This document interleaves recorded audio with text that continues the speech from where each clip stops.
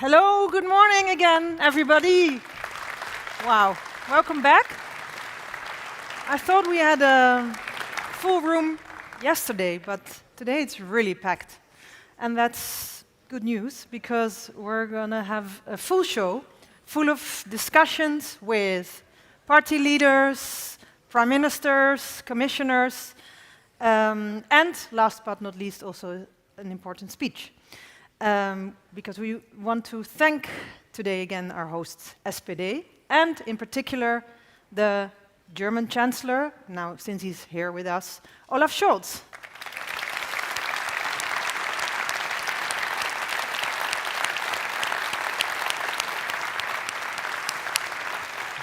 Liebe Genossinnen und Genossen, compañeras y compañeros, compagne e compagni, amici, comrades, friends. This is the second day of our Congress. Yesterday, it was an important moment for our organizations. We elected a new leadership. We elected a new president, Stefan Löfven. And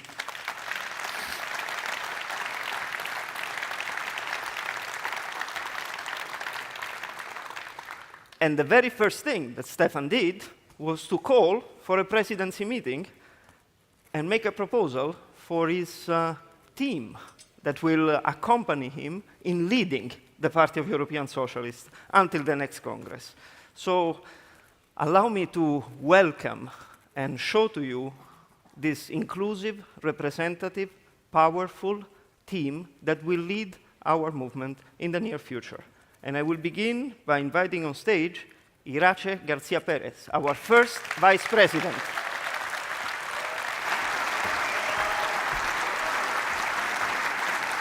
And then I would like to welcome on stage our Treasurer, Caroline Genet. And this will be followed by our Executive Vice President, Caterina Barley. Caroline.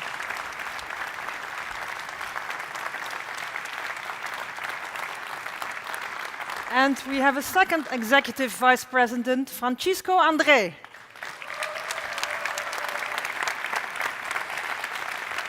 And our Vice President from Slovenia, Tanja Fajon.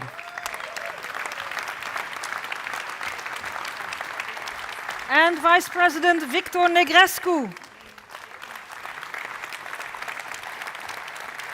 And Kati Piri from the Netherlands, PvdA.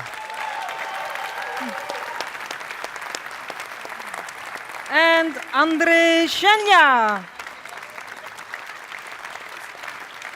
And Radmila Shekerinska from North Macedonia.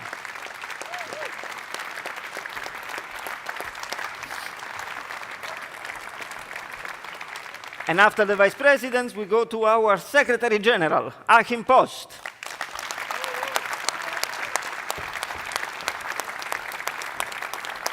And then I would like to welcome our Executive Secretary General, Giacomo Filibeck.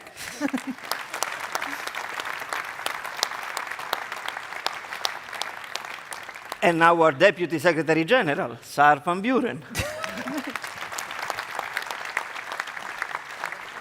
And last but not least, our other Deputy Secretary General, Jonnek Pollet.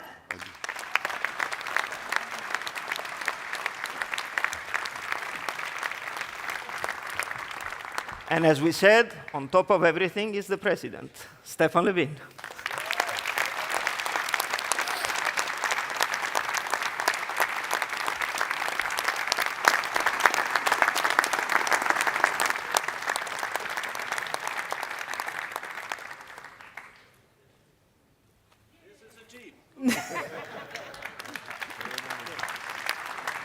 Get close.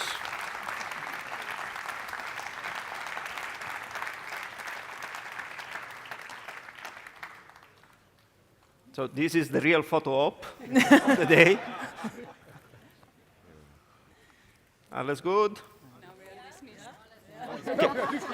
Thomas Baupel is giving us the sign of keep going. Keep going. You know, maybe you don't know, but Thomas Baupel is the real mastermind of everything here. Yeah. Yes, an applause to Thomas Baupel. Thank you. Thank you. Stefan, you can stay.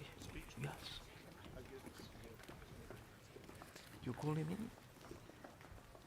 So, to kick off our program, we start with a speech, of course, of the new president of the Party of European Socialists and Democrats, Stefan Löfven.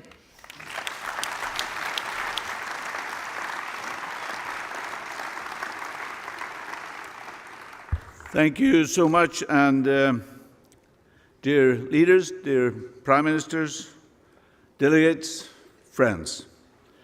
Once again, thank you so much for the trust that you have placed in me. It's an honor to be elected PES president also 30 years after we were founded. And to be that in Berlin, in Germany, also under the hosting of a German social democratic chancellor is something special.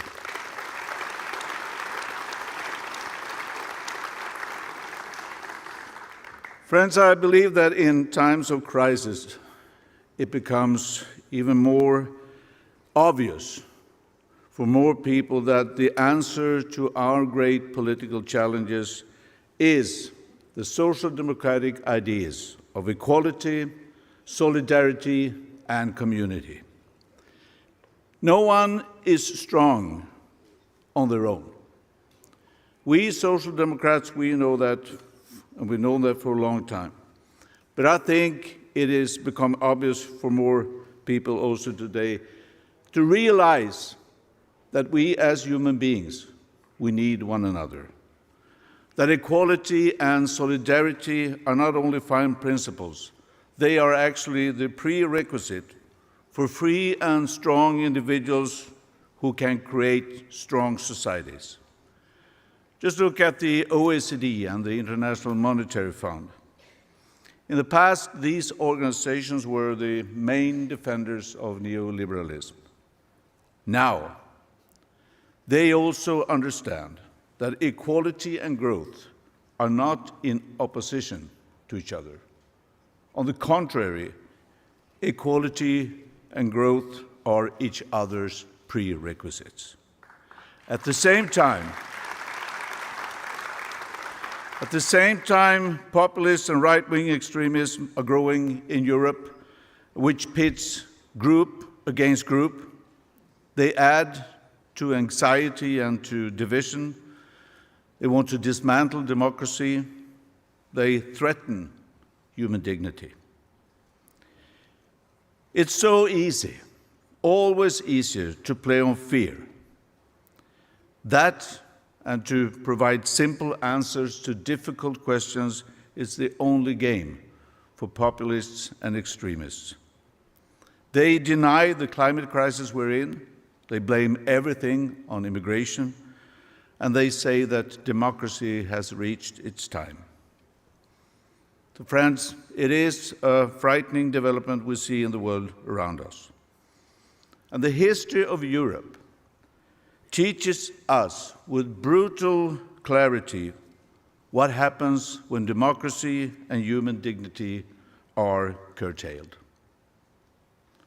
The labor movement has always been right-wing extremists' main adversary. So are we now.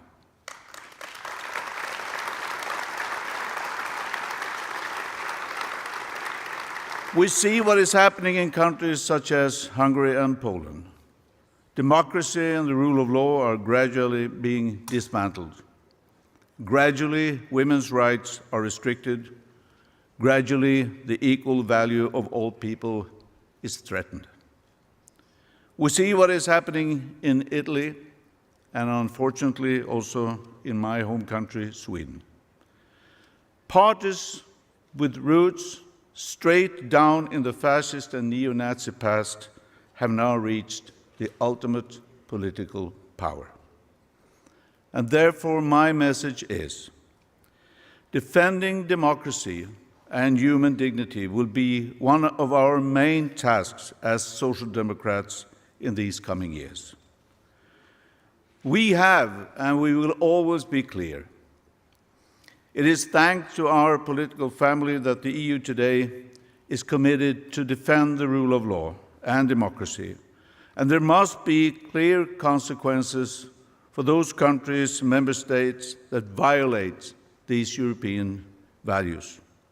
And we must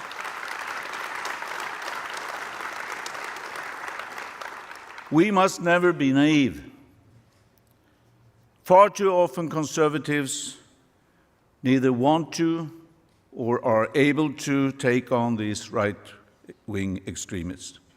So once again, it is us Social Democrats, together with genuinely liberal forces and Green parties, on whom this responsibility falls. Democracy must not be abolished from within. Trumpism must never be allowed to gain a foothold in our Europe.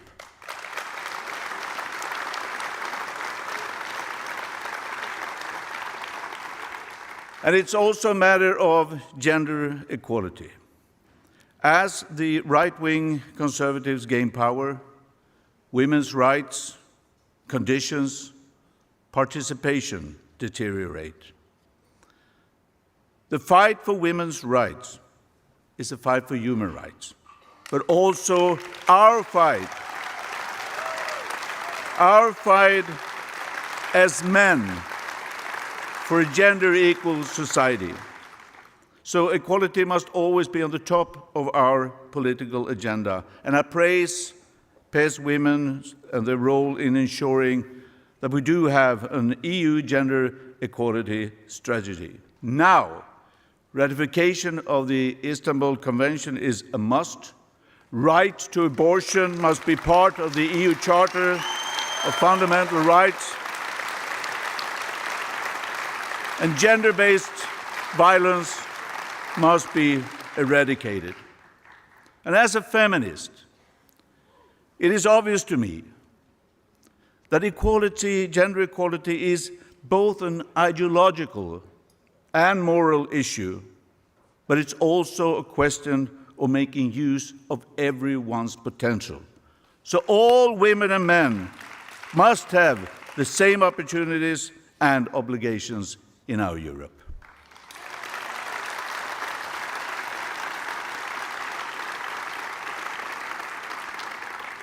Now, friends, a new dark chapter in Europe's history is being written right now.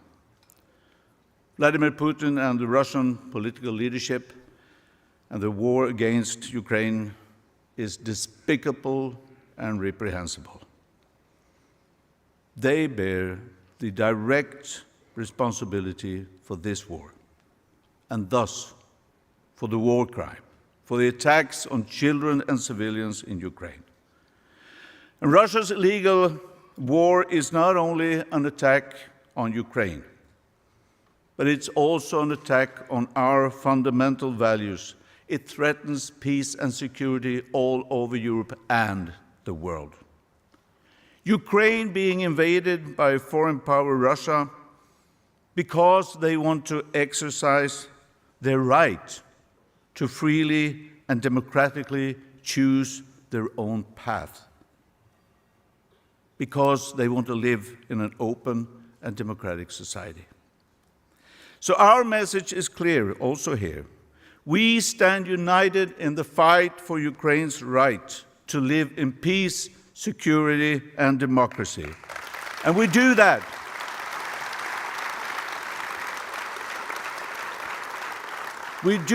because there is no alternative. Because if international law is not enforced, then lawlessness prevails. And then we can start asking what happens next. Who are the cannons aimed at next time? So here and now, continued support for Ukraine is needed. It has been and is still very crucial that the European Union is united. Olaf Scholz and Germany have taken unique decisions that strengthen the EU's overall defense capability. Sanna Marin in Finland, Magdalena Andersson in Sweden, the decision in this very new security environment to take Sweden and Finland into NATO strengthens the security of the whole of Europe.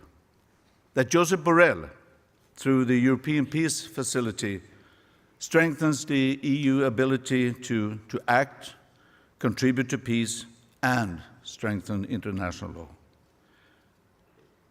we will need to do more to strengthen Europe and to protect our citizens, to face irrational aggression, and to continue to stand by Ukraine through concrete arms support to defend itself.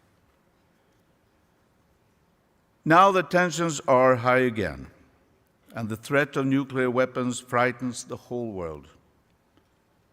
It becomes clear again that the world must strive for common security. The need for global cooperation becomes even more clear. And I'm so glad that I've, together with Pedro Sanchez, been working with a global network to support the United Nations and to combine all the good forces. Thank you, Pedro, for that cooperation.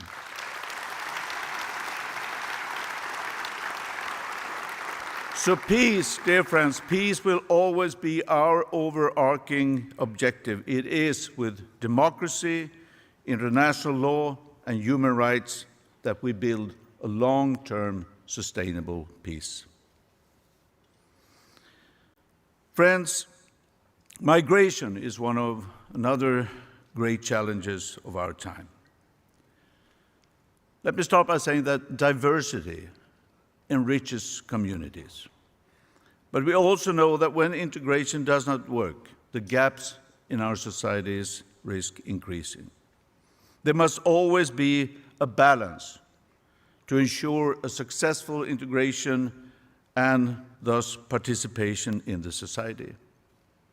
This, in turn, requires that the whole of Europe must take responsibility and shared joint responsibility. This is my clear experience from the refugee crisis in 2015. The right to asylum must be always protected. I would like to congratulate Ylva Johansson for successful work on the road to a common pact on migration and asylum. And we all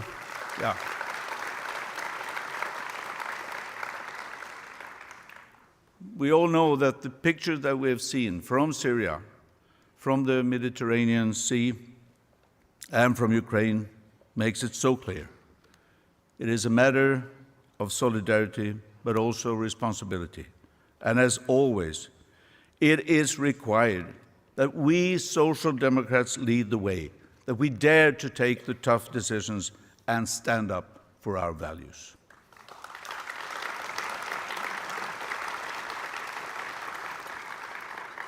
Friends, our family has been a driving force behind the European enlargement. It is gratifying that Moldova and Ukraine have been given a candidate status and that Georgia is aspiring. A clear commitment to the Western Balkan process must be followed by act. At the same time, it's important that every step of the enlargement process builds democratic institutions, because that is how we strengthen the rule of law and how we fight corruption. But bringing Europe together is about giving more people the opportunity for a better future, and also about strengthening Europe's security and sovereignty. We must also be aware of that Europe's security is based on the surrounding world. So therefore, we must build common security with other regions, with other countries. Europe is once again at a historic moment. We Social Democrats, we take responsibility for peace and security, for international law to prevail, and for a better future for everyone. Around the world, young people gather in climate demonstrations. And they, rightly so, demand that we politicians do more. It is their future that is at stake. The time for us that we have to reduce the emissions to reach the goal of 1.5 degrees is shrinking. But it has to be done. No question mark. It has to be done. This is our duty to the youth and the future generations. And I would like to change the narrative somehow about climate transition, because right now, for example, in the north of Sweden, we are witnessing a green industrial revolution that is creating 10,000 of new jobs. And at the same time, emissions are reduced. Places that people previously moved from are now building homes, schools, cultural centers at a speedy pace. Climate transition should not be a burden for the individual to bear on itself. This is a collective endeavor, because climate transition is now the major societal development of our time. And we social democrats can show that climate transition will be both about saving our planet, but also improving the living conditions for everybody. And if we do this right, my friend, the most vulnerable in our societies will benefit the most, because we will have clean cities, warm houses, healthy food, and new jobs.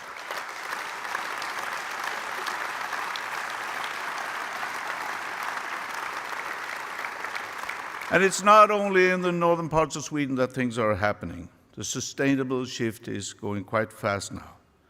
The energy crisis in itself is accelerating the necessary changes. That we must shape a fossil-free society and reach carbon neutrality by the latest 2050. And we Social Democrats also have a clear picture of how this is to be done. A European Green Deal with a strong social dimension is our priority. There are many to thank for this, not least Frans Timmermans, for having set high ambitions. Now clear financial mechanisms to drive the transitions are necessary to provide everyone with the conditions to take part in these tremendous opportunities, and no one can be left behind. A European Pact for Affordable Energy and Social Cohesion is urgent, so that our citizens can manage the winter. We need a European solution to lower the energy bills for both people and businesses, not least the small businesses. And in the end, through cheap fossil-free energy, we will wrestle the energy weapon out of Putin's hand. That, my friends, is a win-win situation that requires social democratic leadership.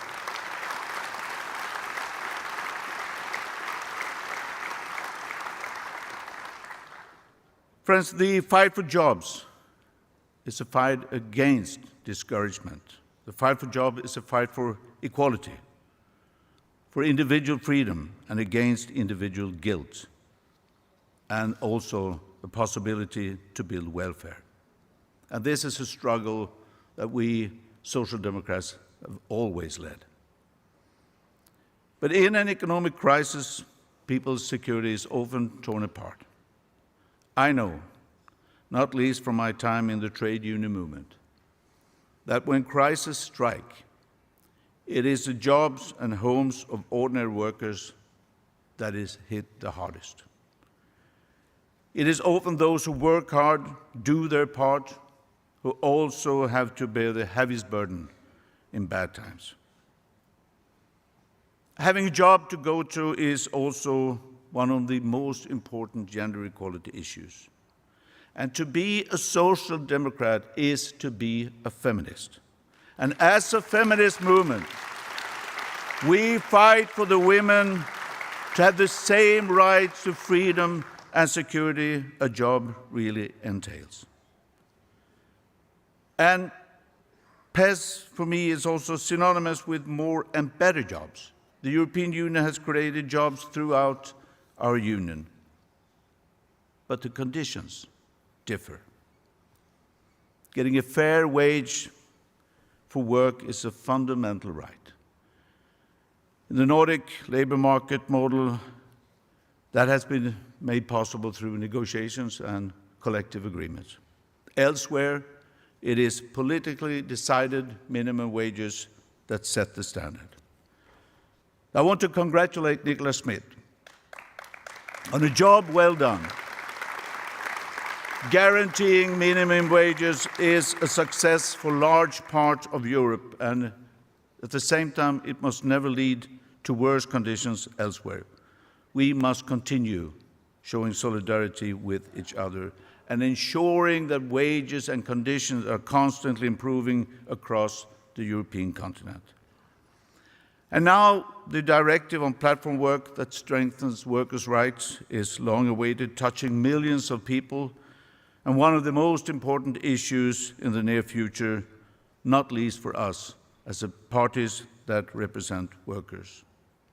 And now, friends, it was with pride that we laid the foundation for the social pillar during the Gothenburg summit. And the social summit in Portugal, under Antonio Costa's leadership, took the next steps and was important in providing continued momentum. And when the time comes for the next treaty, the overarching issue is to bring in social progress protocol that will give us the social Europe that our citizens actually are asking for.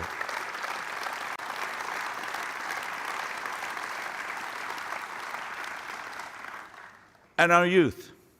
The European Youth Guarantee has given young people hope, greater opportunities for jobs and a faith in the future. The European Child Guarantee would curb child poverty and give children the security they need. These are signature proposals from us as a political family. They show whose side we are on. It shows that who rules matters, and what could be more important for us than children and young people's safety and faith in the future. So friends, as I said, we live in troubled times, but we must never, ever let hopelessness overcome the belief that a better future is possible. We are driven by the conviction that the future is ours to shape. PES must be the force that shows that no political challenge is too big for us to solve together. Friends, it's a true honor to be part of this movement, and I look forward to leading, together with you, the political force that takes the fight for democracy, human dignity, peace, and climate. Thank you for your trust.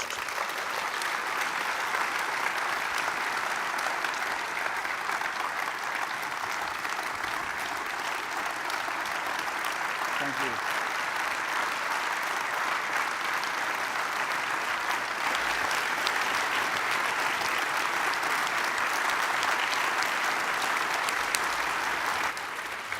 They're going to be fast. Thank you, Stefan.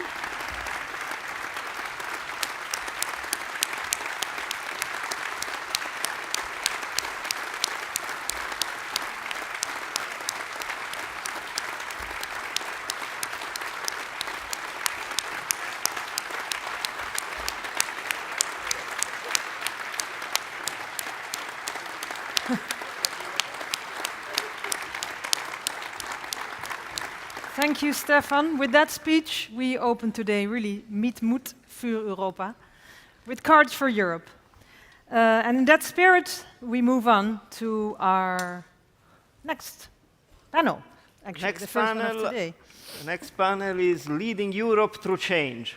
And indeed, we live in times of change. We may say, in a formula, in a nutshell, that the tragic decision of invading Ukraine by Vladimir Putin has changed everything. But for sure, it has changed the everyday life of the Ukrainians, transforming it into a nightmare of violence and suppression and aggression. For the rest of Europe, it has changed a big part of our certainties, our comfort, you may say. the idea that we were living in security, the idea that we were having energy supply always available. And to a certain extent, it has even put under threat our own concept and our own system of democracy. These challenges are not easy to be faced, but we can count on a group of leaders that have been showing their values, their power, their capacity in turbulent times, like the pandemics in this past couple of years, and that now are showing relentlessly solidarity with the Ukrainian people, making sure that Europe is united facing this war of aggression. We are talking about our prime ministers that sit in the European Council and that makes the difference for millions of European citizens. And we are very grateful for the job that you do. We are. And actually, we want to welcome you. And Congress, please give them a warm applause. We welcome you on stage. Prime Minister of Spain, Pedro Sanchez. Prime Minister of Sweden, Magdalena Andersson. Prime Minister of Portugal, Antonio Costa. Prime Minister of Malta, Robert Abela.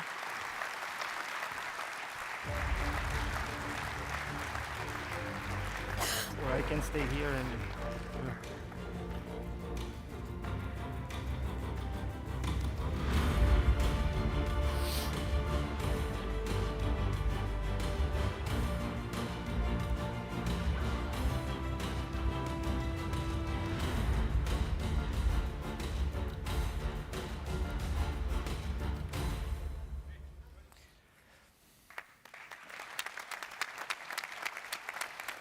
Dear Magdalena, I turn first to you for the first question.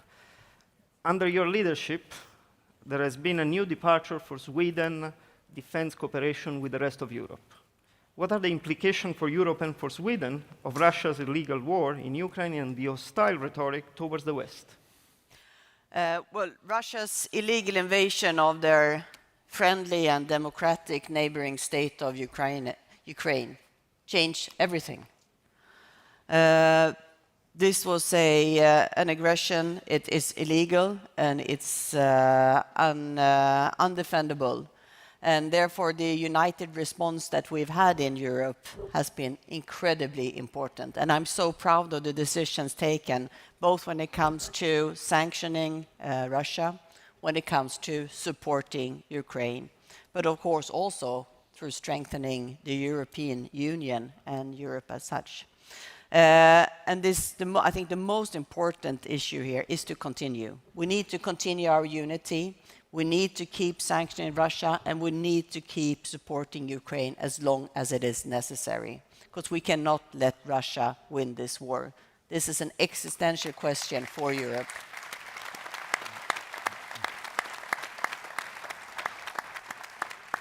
Because what would be with us? I mean, how could we explain if we would let Russia win this war?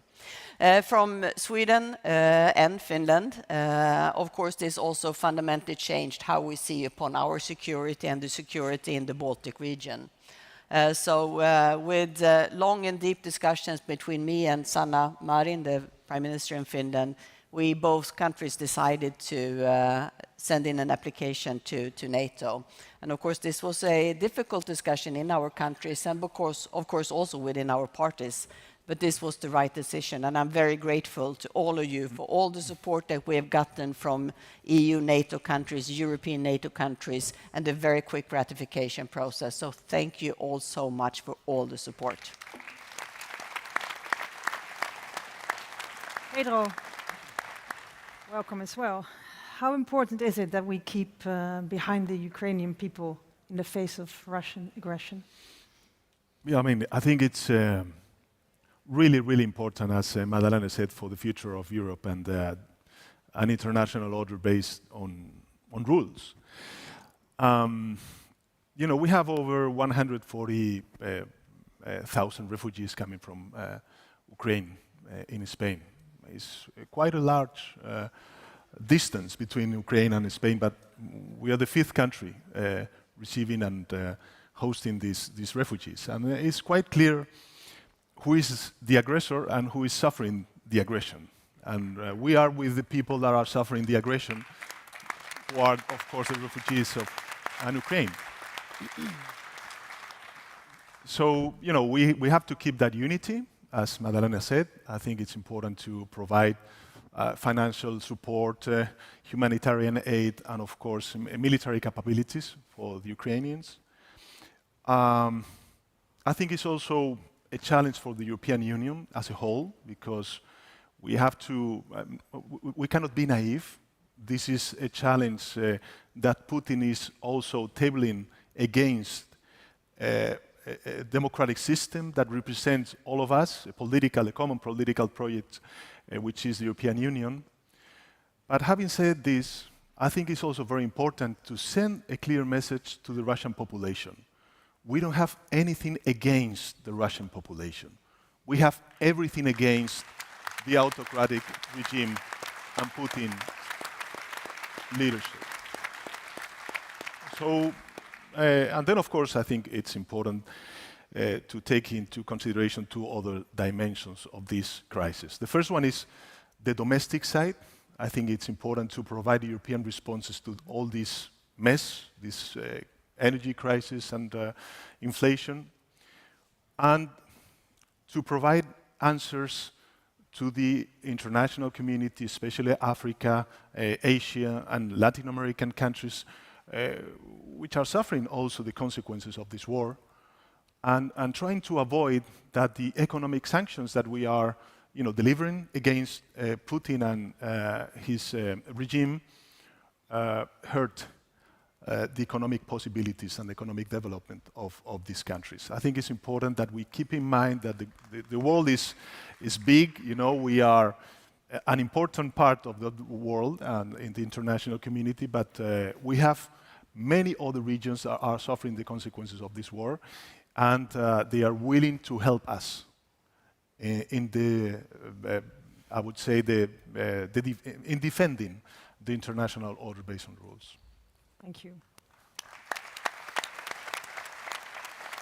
Dear Antonio, the European Union has just granted the candidate status to Ukraine and Moldova. Is the European Union really ready to welcome these new countries among its membership? Well, first of all,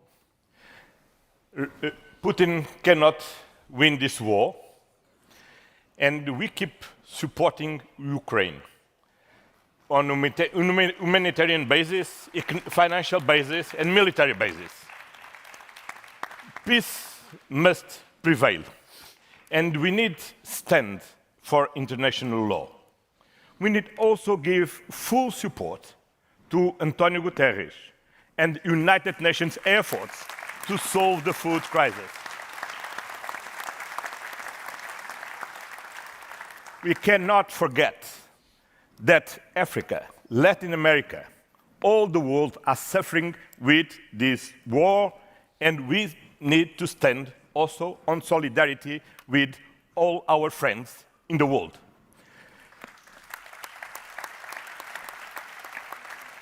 Of course, Ukraine, like Moldova, Georgia, the Western Balkans, are members of our European family.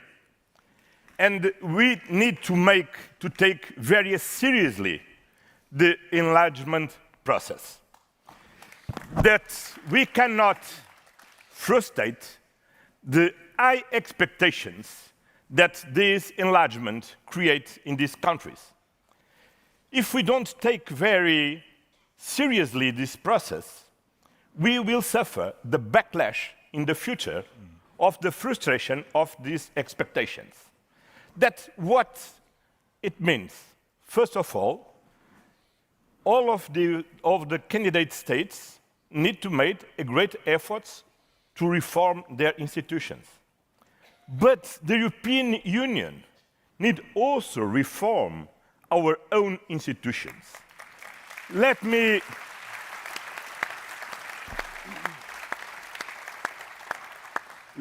be clear.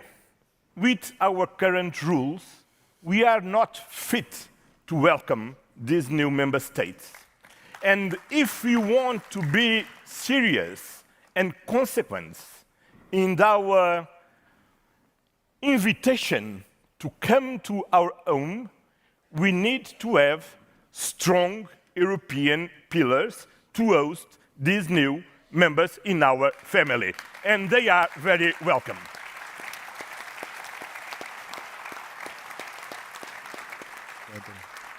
Robert, welcome on stage too.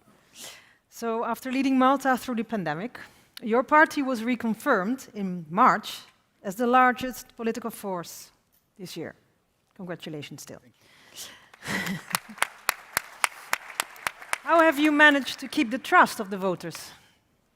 I believe by delivering on the expectations of people and pushing through change and reforms with resolve. And we took over in January 2020, so the same party was in government, but we had a change in the leadership of the party. And there was a particular background. As probably all of you know, we had an unfortunate and sad episode in 2017 in Malta, which concerned the death of a journalist. And that episode gave rise to the need of a number of reforms. So reforms definitely related to the rule of law principles. So in 2020, the beginning of 2020, we embarked on a process, on a tough process, and meaningful reforms are definitely tough. So there is no other solution if you want to really make meaningful reforms other than to go through a tough process. So we embarked on a process where we changed the method of appointment of the police commissioner, the method of appointment of the judiciary, by ensuring that the executive, so the government arm, was totally detached from the method of appointment and scrutiny of the judiciary. We strengthened the permanent commission against corruption, and we did a plethora of other reforms. At that time, many people doubted us. Many people doubted whether we had the resolve to push those reforms through. And I think that the result of those reforms was delivered yesterday in Malta. Yesterday, we had a very important judgment where two people who were accused of the homicide of journalist Daphne Caruana Galizia were found guilty following their admission, condemned to 40 years imprisonment each. That follows another judgment where a third person was found guilty also of this murder. A further 3 people now await trial, and we have shown that when you do really make meaningful changes, meaningful reforms, then results will follow. And I think that the second point where people really trusted us and which led to us getting such a strong mandate way back on the 26th of March of this year was that our approach throughout the pandemic, so throughout this process of making reforms, then 2 months after starting this process, we were faced with the pandemic. So in March of 2020, Malta, which is very much dependent on the tourism economy, a third of our economy is dependent on the touristic sector, we had to literally close off our airport. So that meant the death toll to a third of the income of our economy. But we had to take those decisions to protect the health of our people. Contemporaneously, we took strategic decisions to support the income, the livelihoods of our people, and to support businesses. And we took a decision to issue a wage supplement, a minimum of 800 euros every month in the salary of our workers were guaranteed and paid by government. And we stood by our people throughout the pandemic. We stood by our businesses, we supported them by keeping electricity prices stable, fuel prices stable, issuing this wage supplement, which I just mentioned, postponement of the collection of taxes, among a number of other measures which we introduced to keep our economy moving forward. And we took that same approach in the earlier months of this year, both prior to the election and also after, when disaster literally struck following the war between Russia and Ukraine. There again, we took a very strategic decision to support totally the increase in electricity and fuel bills, meaning that government absorbed the increase in prices totally, both as regards electricity, as regards fuel, and as regards the liquefied natural gas. And I believe that that support which we gave to our people made people convinced that we were the right administration to lead them forward. And I would tie up this issue to what is going to happen in the coming months. Let us not underestimate the importance of keeping the support of people behind us.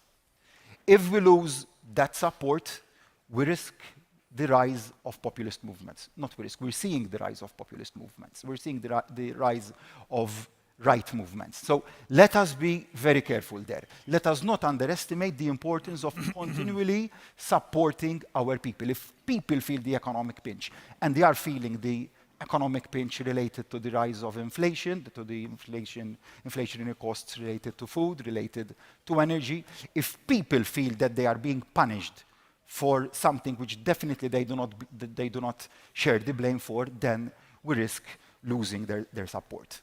And the last point which I would like to make is, and I will definitely conclude on this point, is the importance of continuously bringing about change. So yes, right now we're focused on the war between Russia and Ukraine. We're focused on the energy prices. We're focused on tackling food insecurity. But there are also other themes and topics which touch the everyday lives of people. So whether we're talking about civil liberties, whether we're talking about health, whether we're talking about education. We just listened to the speech by Stefan. He mentioned the change or the sector of platform workers. This week, we made meaningful reforms in this important sector. And there we were faced also with an issue of principle in Malta. Our platform workers are all third country nationals, or mostly third-party nationals, almost 100% of them. So we could have turned a blind eye to the realities which these people are living through, or we could have reformed the sector. And we turned back to our principles, to our principle of social conscience, and there we decided to implement reforms which are being driven through right as we speak. Same as regards the child guarantee, which Stefan mentioned. This week, we introduced further reforms to protect the most vulnerable of our families. Let us realize that investing in a solid, in a robust child guarantee will mean that we will have solid future generations. So the issue all lies about the courage to always bring about reforms, notwithstanding the challenges. Yes, we are crisis leaders, there is no doubt about that. Our tenure is perhaps one of the most difficult that history has experienced, but the courage to bring about further reforms and changes, be it in the rule of law, be it in all other areas, will definitely define the future of Europe. Thank you. Thank you, Robert.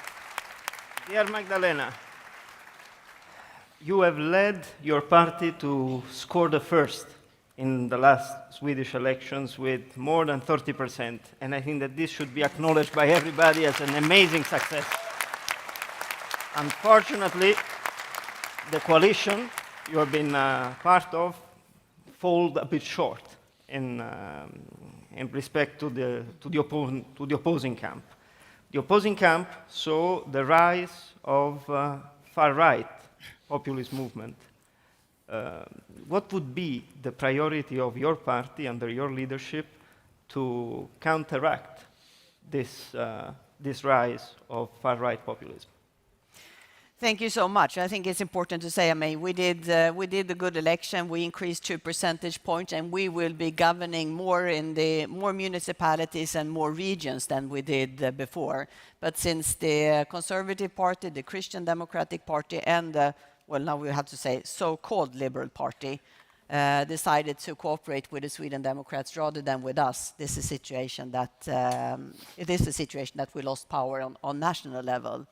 Just say a few words about the Sweden Democrats. It's definitely a far-right party. It was created by neo-Nazis in Sweden, so it has deep neo-Nazi roots, but I mean, it's still a party with very questionable policies. For instance, their party leader, the week before the war, he was in a TV show asked if he preferred President Biden or President Putin. He couldn't choose. We have their party secretary.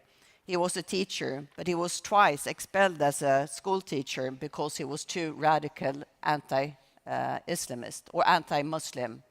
He will now be leading the parliament's judiciary committee. We have one of their leaders who has been very vocal that Swedes with a Jewish background cannot be real Swedes. He will now lead the Swedish OSCE delegation. This is what's happening in Sweden right now. This party got 20% in the election. And I think it's very important to say, it's not like 20% of the Swedes do have these values. There are lots of good people that should be voting for us that are voting for this party now. So we have a homework that we have to do. And looking at this party, I think we have to think a lot, and Nicoletta and I have been speaking, we also have to learn from each other. I think this is the discussion we have to have within PES. What is the best way to fight these parties? But I can say with the Sweden Democrat, number one, they did a very good election campaign. They have many very devoted party members that are spending a lot of time campaigning for their party. They're very strong in social media, much, much stronger than we are in social media.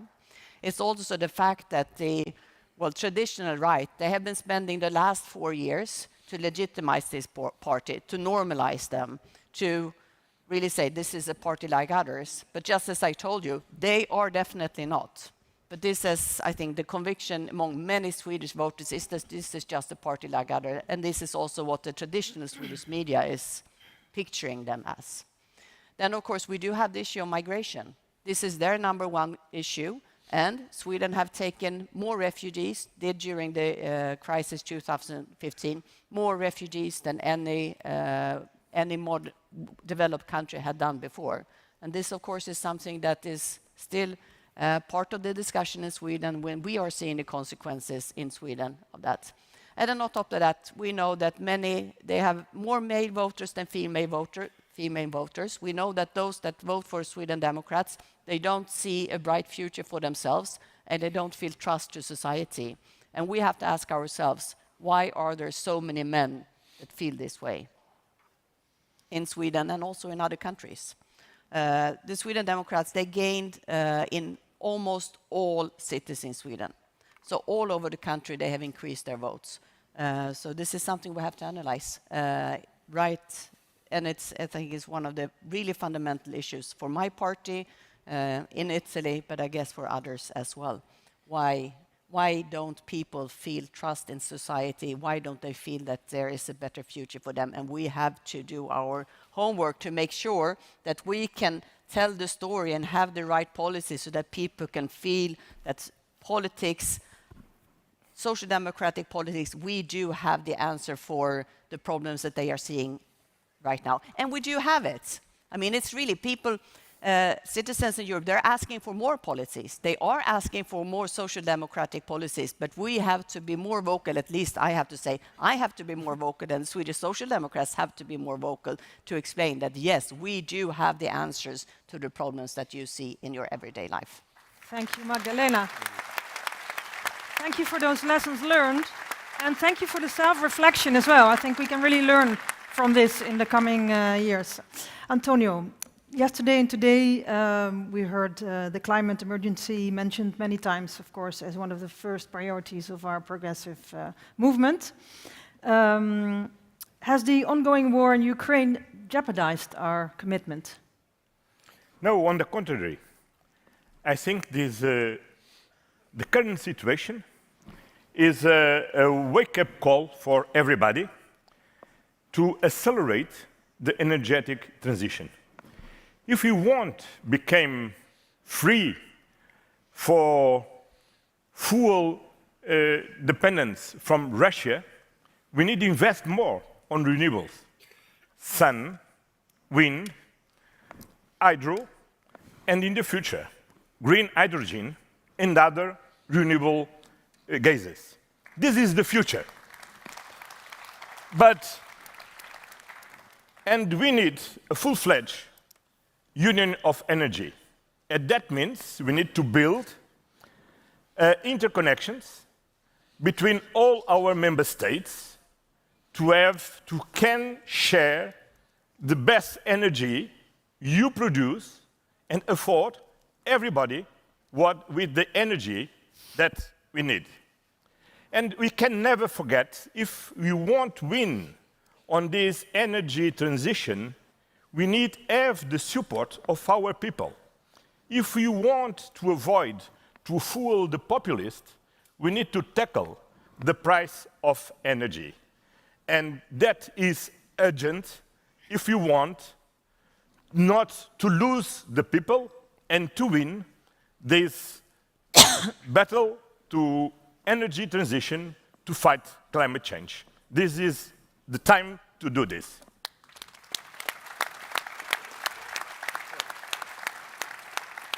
Antonio already touched on this topic, but Pedro, yourself, together with Antonio, you have took the lead to initiate the reform of this dysfunctional energy market. So what are the lessons that also the rest of Europe can learn from your experience? Well, I think that the main lesson would be that we need to intervene in the market, which is not functioning at all. Having said this, I do believe that there are different concepts. The first one is reform. I think that we need to align our responses to this energy crisis together with the other bigger crisis, which is the climate crisis. That is why in my country it's important what we are developing, which is all the green transition. And we are not using this crisis as an excuse to postpone our goals and commitments regarding the green transition. Of course, I think, and I plead the Commission, I would do it again in the Council as many others, socialists, but I think it's important to reform the market and to decouple the gas prices from the electricity prices. This is something that we need to face and do it as soon as possible. So first, reforms aligned with the other crisis, which is the climate crisis. Second, protection, social protections to middle-income households and, of course, the most vulnerable. This is what we are doing. I think it's important to face a European solution also for our enterprises, industries, and of course, families. In this regard, I think what we did together with the Portuguese comrades, it is, it has positive outcomes. Just to put on the table some figures, some numbers, we already saved for the Spanish consumers more than 2.6 billion euros with this intervention of the gas that generates electricity in the Iberian Peninsula. The third concept, in my opinion, apart from reforms, protection, would be solidarity, as Antonio has mentioned, which means that the Iberian Peninsula is not interconnected at all with the European grid. And just to say in a number, in Spain, for instance, we concentrate 1/3 of the total regasification capacity of whole Europe. So if we want to be solidar, and we want to, with other countries that are much more vulnerable to this, hybrid war, using energy, as Antonio said, by Putin against the European economy and the European industry, I think it's important to provide those alternatives, speeding up the interconnections from the Iberian Peninsula with the rest of the European Union. And one last word is that in every crisis, there are some big companies that win a lot of money. And we need to tax them for these extraordinary profits. And this is what we are doing in Spain, and of course we are asking to do so in Europe.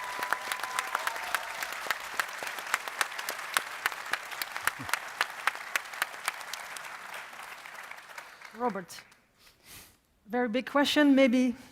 I'll try to compress Try the to answer. open. I'll do my So, best. what further changes do you see ahead for Europe? I think it all depends on how we tackle the current issues, be it the war between Russia and Ukraine. So that is where I believe we have a point of diversion or divergence in how we are seeing things. A number of countries are seeing things. We all agree that we must keep fully supporting Ukraine. There is no doubt that on that point of principle. But last week we were in Prague, and I did not even listen or hear the word peace even once. Luckily today, in our earlier discussions, this theme has been touched upon. But are we really pushing forward for more meaningful peace talks? Are meaningful peace talks compatible with insisting of a win on one side or the other? Those are two questions which I think need to be addressed. So, we definitely do not want Russia to win this war. No doubt about that. But will we ever bring an end to this if we do not engage in meaningful peace talks? And I do believe that the potential for peace talks always remains. Malta has been advocating the theme for peace for a number of months now, not just in the issue of the war between Russia and Ukraine, but also on a more general theme. So I'm just giving this as a food for thought. Let's keep discussing on this issue. The second point, which will, I think, shape the future of Europe, is how we tackle other important matters. The theme of migration was very rightly addressed by Magdalena. It is a very pressing issue for a number of countries, be it Sweden, be it Greece, be it Malta. We have different routes of our migration issues, and by routes I'm not just referring to the migratory flows, but also to the causes. So in the case of Malta, our main source of migratory flows is that definitely in our southern borders, and it is Libya. And we have been putting forward the issue of Libya on the agenda now for a number of years. And unfortunately, I cannot really say that the principle of solidarity has been ever applied. Italy and Malta have been left to fend on their own. Let us also understand now that there is a change in the Italian government, which could also lead to a shift in the policy relating to migration, which could affect each and every one of us. Malta has been advocating very much on the issue of solidarity. Sweden have taken disproportionate burdens, so has Malta in these last years. And the only solution which we have been advocating for, as Beppe knows, Commissioner Johansson was here earlier, the issue that we have to tackle the problems on the ground, at source, on the Libyan shores. And going back now and tying these two issues, the issue of the war in Ukraine and the issue of Libya, they are two separate issues, but can also be seen to be intertwined. Yesterday, we have all read about the atrocities in the Ukraine, the mass rapes which have been experienced. But let's also understand that people in Libya are dying each and every day. Migrants are being lost at sea. Children are being lost at sea. We had an episode, a heartbreaking episode, a few days ago, where a 4-year-old child died of thirst when crossing between Libya and Greece. And the issue resolved into one as to which country was to take the blame for not intervening. Let us not underestimate these humanitarian issues. That is what we are experiencing each and every day, what we have been seeing these last years. So let us not underestimate the issue of Libya. The last point, and this was very well addressed also by Antonio, the issue of turning the energy crisis into an opportunity. Taking the case of Malta, we have a lot of wind, we have a lot of sun, people travel to Malta to enjoy the sun, but we have only 11% of our energy needs which are being generated by renewable sources. So that is something which everyone agrees that is rather strange.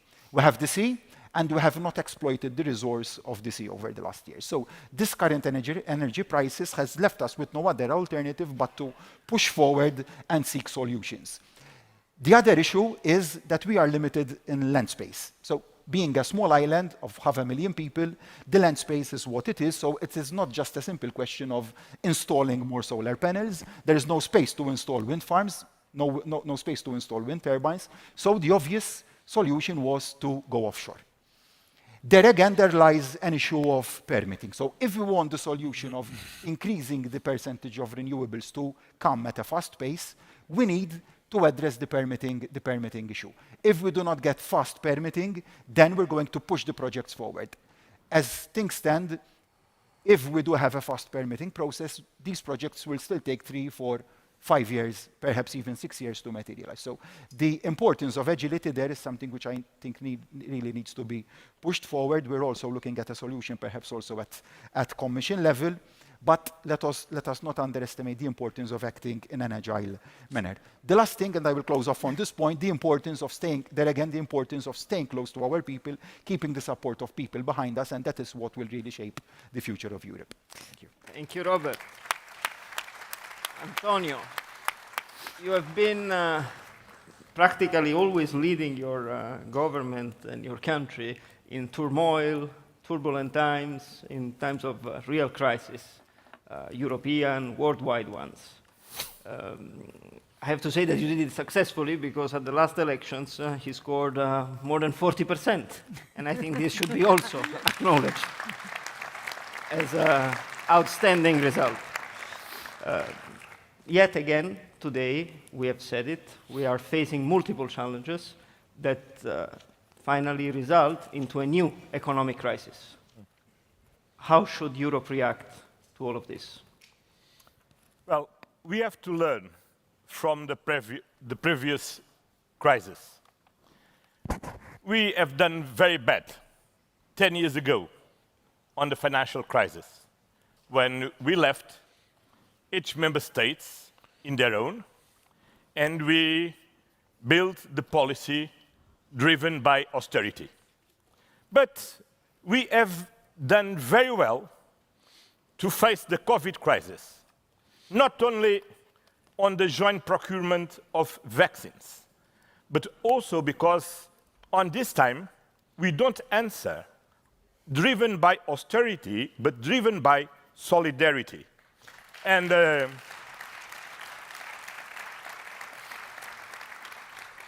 we found a common answer for a symmetric crisis. And we can never forget that instruments like SURE or Next Generation save companies, save jobs, save wages, save people, save our Europe, was the best instruments against populism and was instruments based on solidarity and social democratic values.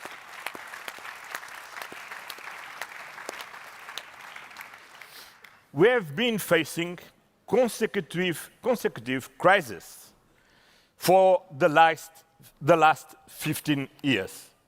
Financial crisis, climate crisis, pandemic crisis, now a war. That means we need a permanent stabilizing mechanism to face and to tackle this crisis.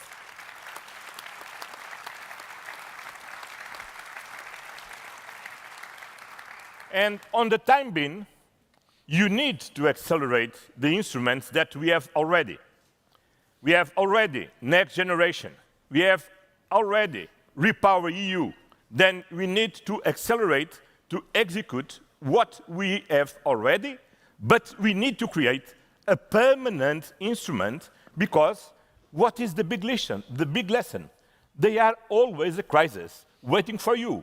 And then we need to have a permanent instrument to tackle this crisis. Thank you, Antonio. And we touched upon this subject already before with Antonio and Pedro. Magdalena, what is your take on how we can ensure the continued commitment of our citizens to a sustainable future away from fossil energy? I think just what Stefan Löfven said, which is showing that this climate transition, green transition, is not about losing jobs. It's not about lower growth. It's not about a more boring life, but the opposite. The green transition is something that is right now creating jobs with good wages.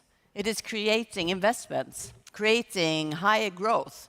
And we see it in the northern part of Sweden right now. It's a fantastic development. So many people are moving there. They need to build their houses, they need to build schools, they need to build infrastructure because of all these investments. And this is what we have to show to our citizens, that this is not a boring future. It is a glorious future that is awaiting us. And this is the right thing to do, because we have to save the climate. This is a question of security policy, is very obvious to us right now. But this is also a question of jobs and growth for the future.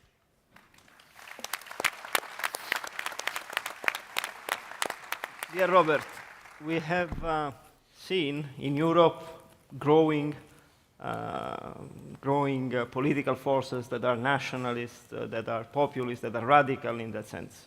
Your leadership and your party has shown in the course of many years that you have been always able to keep them at bay in your island.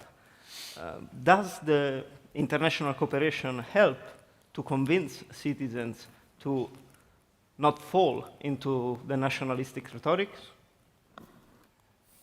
Going back to the system which we have in Malta, it is mostly a bi-party system. So two major political parties are represented in parliament, but we do have a small number of parties who share the confidence of a small minority of our people. But during the last general election and in following polls, it has been noted that there is an increasing number of people who are perhaps doubtful of the two major political parties. And that is a sentiment which we really need to address. And how can we address the benefit of international cooperation in that formula? By delivering results. And I must admit that I do have a bit of a difficulty in explaining the benefits, so I'm fully convinced of the importance of international cooperation, but come the end of the coming week's council, the media will be asking me questions of what has been the outcome of that council and what benefit the measures which will be decided upon at this council will give to the Maltese people. And up till now, I still have no reply in that context. So I am optimistic, cautiously optimistic, that we will manage to come to a number of meaningful conclusions, but our people will ask us, mostly in the energy sector, has there been the application of the principle of solidarity when it comes to the energy sector, insofar as concerns the particular position of small island member states? Up till now, as we speak, the answer would be in the negative. I hope that in the coming days, I would be able to provide a different reply to our people. But in Malta, going back to how we tackled the rise of populist movements, particularly as regards the issue of migration, we have taken a very clear migration policy, which I think has worked out well. As regards the negative impacts of inflation and other financial pressures, which obviously give much room then to maneuver to populist movements. Obviously, populist movements have the advantage of being able to speak a lot and not being in the driving seat, because when you are in the driving seat, then things tend to change when you come face to face with reality. But there again, the success, I think the secret formula lies in keeping very close to what people are expecting of us, in treating them with respect, in understanding that, yes, people are suffering, and let us not underestimate the effects of 2.5 years of pressures related to the pandemic, be it solitude, be it having people confined in the space of their homes, not being able to go out to work, or not being able to shop. That was one particular type of pressure which also led to psychological issues other than financial issues. Now, people are faced with inflationary pressures which obviously are taking a pinch on their pocket. So, yes, let's keep this international dialogue moving forward, but then we also have to deliver important results. The last point, Antonio also mentioned it, in 2008, everyone pushed forward with an economic formula of austerity. It failed miserably. It gave rise to increased unemployment rates, investment lessened, and we took literally years to recover from that recession. Now, as we move forward, I think the formula there has changed to one of incentivizing our businesses, to one of incentivizing our workers. Yes, I do appreciate what Pedro is saying, that a windfall tax would be one of the solutions on the excessive profits which energy companies are making. I would also advocate another formula. So yes, let's not exclude talk of a windfall tax, but also let's latch onto the financial muscle which these energy companies have. If we are to materialize our renewable projects, renewable energy projects, what we're doing in Malta is we're latching onto the investment of the private sector. There is no way on earth that our governments can inject the capital which is needed, the huge capital which is needed to make these investments. So I think it is a two-pronged approach. Yes, let's, if need be, tax on excessive profits, but also let's lock onto this financial muscle which these companies have registered to incentivize them to invest in renewables, more in renewables will mean much lower unit rates related to the production cost and distribution of electricity. So let's look at things holistically. Thank you. Thank you. And the last question of this panel goes to you, Pedro. And I'm happy that your microphone is working today. You are a strong proponent of UN reform. As socialists, as internationalists, how can we lead the world through change? Together with my dear friend Stefan, we belong to this group. The two main questions, apart from the climate change in the General Assembly of the United Nations, were first, how do we allocate financial resources to the less developed countries after the pandemic and nowadays with these terrible consequences of the energy crisis? And the second was the food crisis. And I think that taking into consideration that we know what are the big problems, what we need is a much more effective multilateral system. I mean, of course, we tend to reform from 0 to 100 everything in a very short period of time. I think we have to be much more humble. We have to be much more intelligent and go step by step. That means, for instance, regarding this allocation of financial resources to the less developed countries, I think that we reached a very good agreement to allocate 20% of our SDRs through this new fund created under the umbrella of the International Monetary Fund, the IMF, which is this resilient fund. And Spain was the first country in the world to commit ourselves with this allocation of 20% of our SDRs in the fund. And regarding the international food crisis, I believe, as Antonio mentioned before, we need to support and back Antonio Guterres as Secretary General of the United Nations. I think it's important that we coordinate all the efforts that Europe, different countries all around the world are delivering or deploying together with the United Nations. Second, I think it's important to avoid unilateral decisions to close our borders for trading grains or fertilizers. Third, we need to do our homework. And finally, and this is the last work, I think it's important that we extend the agreement reached together between the Russians and the Ukrainian government regarding this, Black Sea initiative to export grain and fertilizers from Ukraine to the rest of the world. Thank you.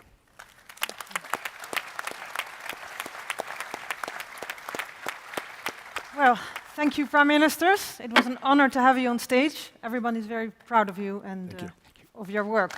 Thank you. Thank you very much. Yeah, Antonio. Thank you. Yeah, Robert. Muchas gracias. Speaking English is a nightmare. I know. Sorry. So that was wonderful to hear our Prime Ministers for being here today and all the work that they are doing. Building a Europe with strong progressive values, one that works for fairness, sustainability, and fights for democracy and freedom. And we do believe in standing for freedom, standing for democracy, standing for international law, standing for fundamental rights. And this is why we stand with Ukraine. It's not only empty words, it's not only empty rhetorics. There are actions that we do, that we did as a party back in Brussels, actions of solidarity.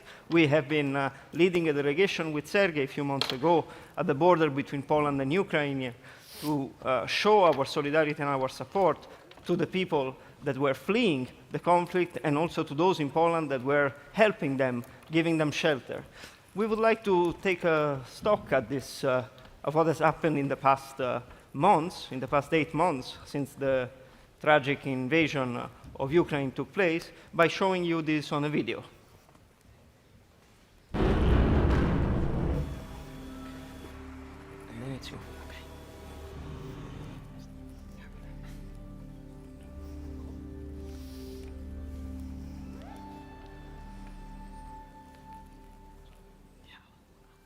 It's you anyway. It's me.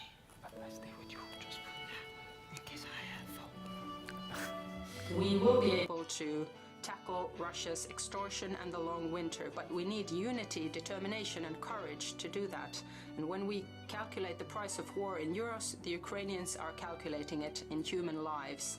We are not just talking about Ukraine, but we are talking about European values and the entire international rule-based system. Russlands Eroberungskrieg gegen die Ukraine ist durch nichts zu rechtfertigen. Präsident Putin führt ihn mit einem einzigen Ziel, sich der Ukraine zu bemächtigen. Selbstbestimmung und politische Unabhängigkeit zählen für ihn nicht. Dafür gibt es nur ein Wort. Das ist blanker Imperialismus.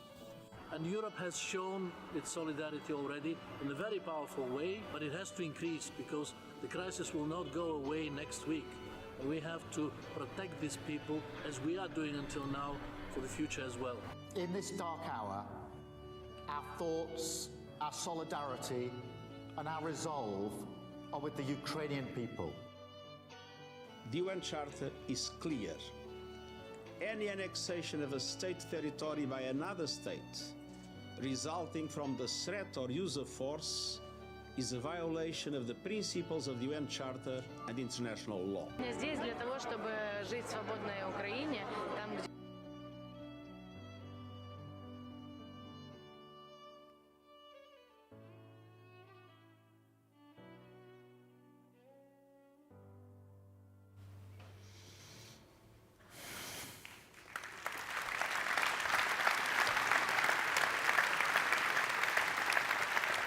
Well, that were images in a video, but now it's really, really an honor to present a Ukrainian musical act, the ensemble Muria. I hope I pronounce it a little bit right. These are 4 musicians, all with Ukrainian roots, living in Germany. And the ensemble is part of a broader initiative to help Ukrainian musicians and advocate for Ukrainian music in these challenging times. They will perform a piece, Melody, by the Ukrainian composer Miroslav Skorik. So please, a warm welcome for Muria. The floor is yours.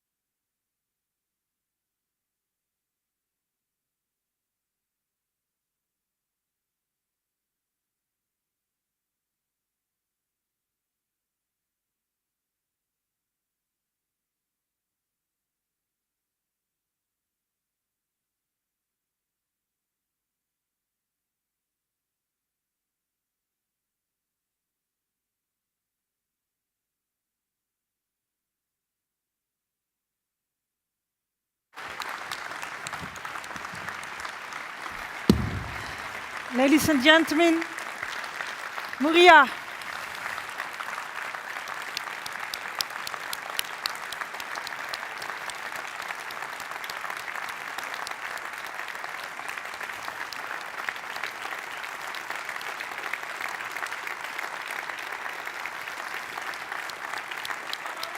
Bravo. Bravo.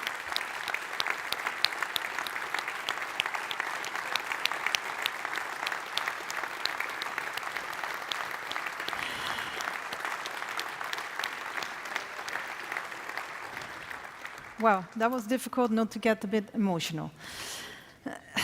But we go to our next guest. And many of you in this room throughout Europe have met him during his Tour de France, during our common candidates election campaign in 2019.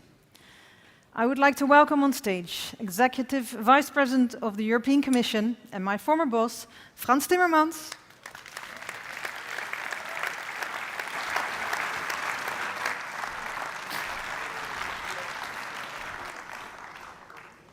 Good morning, Congress. Great to see all of you here in Berlin today. I'm so proud of my family. Music speaks to the heart. Music brings consolation to those in the most dire of circumstances, and Marie and I have shown this again today. Those men and women fighting in Ukraine today, putting literally their lives on the line and very often having to pay the highest price. Those people are fighting for their freedom. But they're also fighting for our freedom.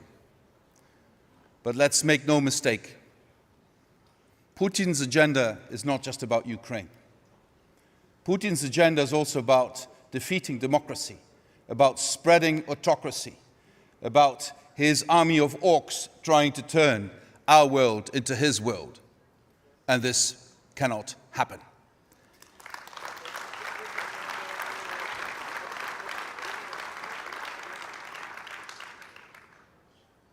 It is tempting for me to go on many of the things that Stefan has said, but he said it so well, I couldn't do it better.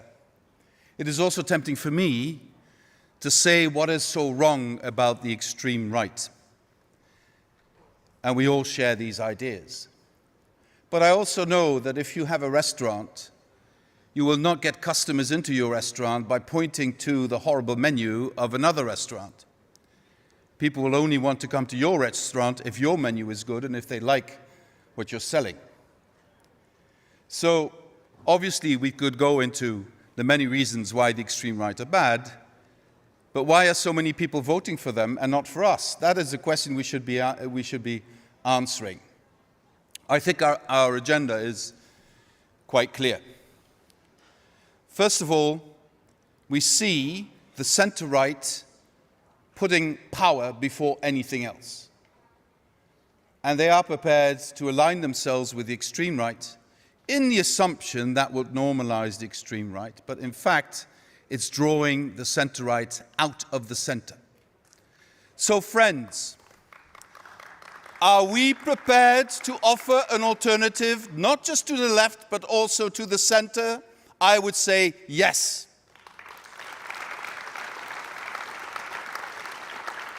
Are we prepared to say very clearly that we will not choose political opportunism and do the same, what the Germans call Fahnenflucht, the same desertion of the center to go to the radical left or even further? We will not do that. We will also be there for the people in the center of goodwill who are looking for solutions for their problems. They should know there is someone listening to them, there is someone who wants to act for them. So let's never abandon the center. We are left and center left, and that is our creed. My second point is this. We will have to play a role in convincing the center-right not to choose this path. I believe the center-right is a force in our European history that has also contributed to create a strong, socially based market economy, and I know there are still people in the center-right who believe in that.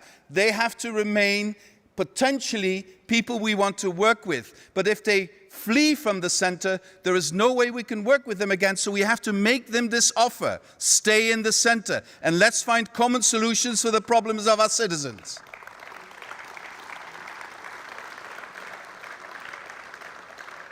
And then, of course, we know that the extreme right has been cloaking itself in respectability over the last 10 to 15 years, and many of our citizens, especially younger citizens, do not really appreciate the roots and the really ideas behind this. So we also have to contribute to decloaking them, to showing who they really are, to show that what they're going after is the rights of women, to show what they're going after is the rights of our LGBTI community, to show to them that what they're going after is our liberties. The liberty of the press, the liberty of expression, the liberty of the media is under attack by them, and we should show that so that people wake up. So what do we have to offer? I think if I look at what's happening to our parties in elections, I see very clearly that we are being rewarded if we are reliable, if we deliver what we promise, if we show that nobody will be left behind concretely, if we are compassionate. Now, some of the extremes have invented this new thing, which is in fact a very old thing, which is what they call power, which is in fact callous masculinity. And I, as a feminist, would like to call upon all of us, let us show that there is something called compassionate masculinity as a driving force for the rights of men and women.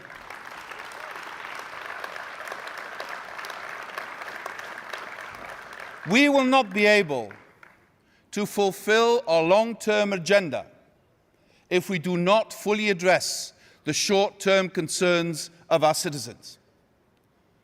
But we will not be able to substantially contribute to the short-term concerns of our citizens if this policy is not embedded in our long-term agenda. That is the essential task of progressive politics, of social democracy and of democracy in Europe, to show that we can do something about these idiotic energy prices now, but at the same time this is embedded in a policy that will take us to a sustainable future with clean energy, clean cities, affordable transport for people, affordable housing. So let's use the next couple of years to use the funds we have in Europe to put solar panels on everyone's roof, to make sure everyone has access to insulation, to heat pumps, that everyone has access to affordable public transport, to affordable healthcare, to better education for their children.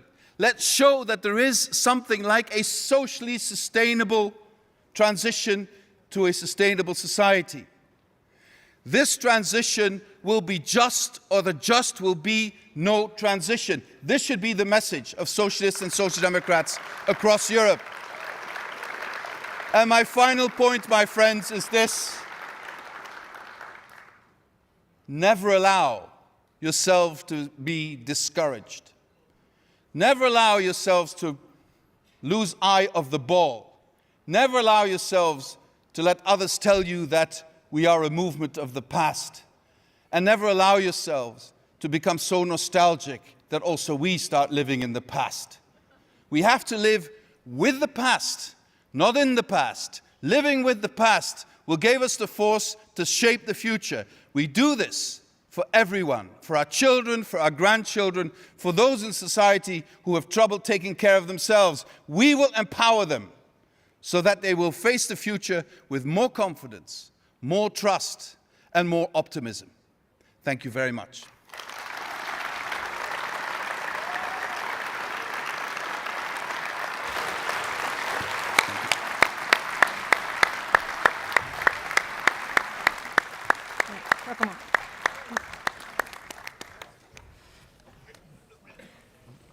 Franz Timmermans, one of the most inspirational leaders that our family has ever had.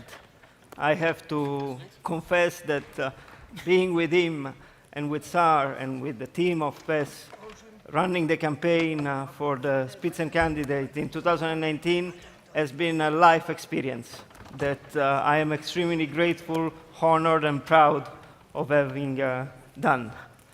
And the fight that he continues to fight for all of us, for our family, inside the Commission, in Europe and in all international contexts, are simply the signal that the representation of his relentless determination to never let go.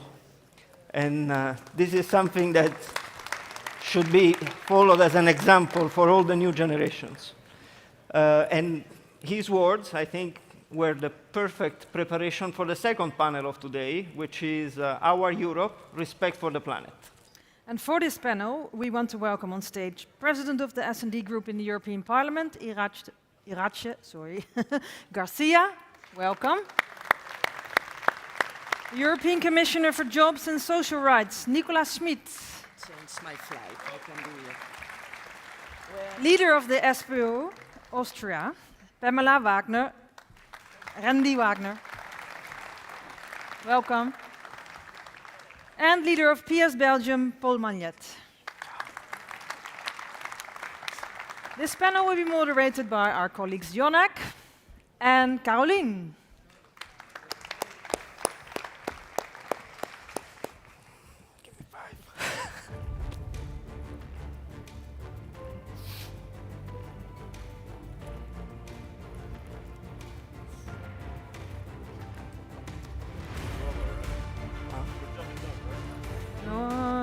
Now I need the activist. Where is 5? Can someone find me Jose? Sorry, that's difficult, but no, he was supposed to stand here. No? Thank you all for being here with us today. And as we tackle the timely issue of the current energy crisis and the green transition, energy security, energy affordability, and energy efficiency are of great concerns of our citizens and businesses alike. Russia's invasion of Ukraine has made it even more clear and more urgent to act, as all of our leaders told us. It creates immediate challenges, but it's also a wake-up call for those who still doubted that the Green Deal is the future of Europe. Decarbonization provides a challenge, but also a great opportunity. Our goal is to meet the targets set out in the Green Deal, because the future should and must be green. Yes, today we should discuss both the challenges that we are facing today, but also the future, and discuss about our strategy for a green future and how the best we can implement it.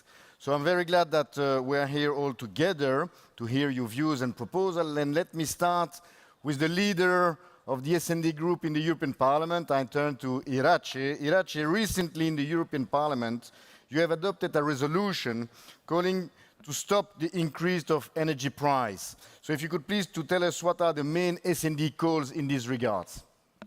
Of course, thank you. If you ask me about the principal goal, our main goal in this resolution was a call for an urgency. All of you know how are suffering our people, our society, our vulnerable families, and really, we need to act very quickly. We cannot wait more time.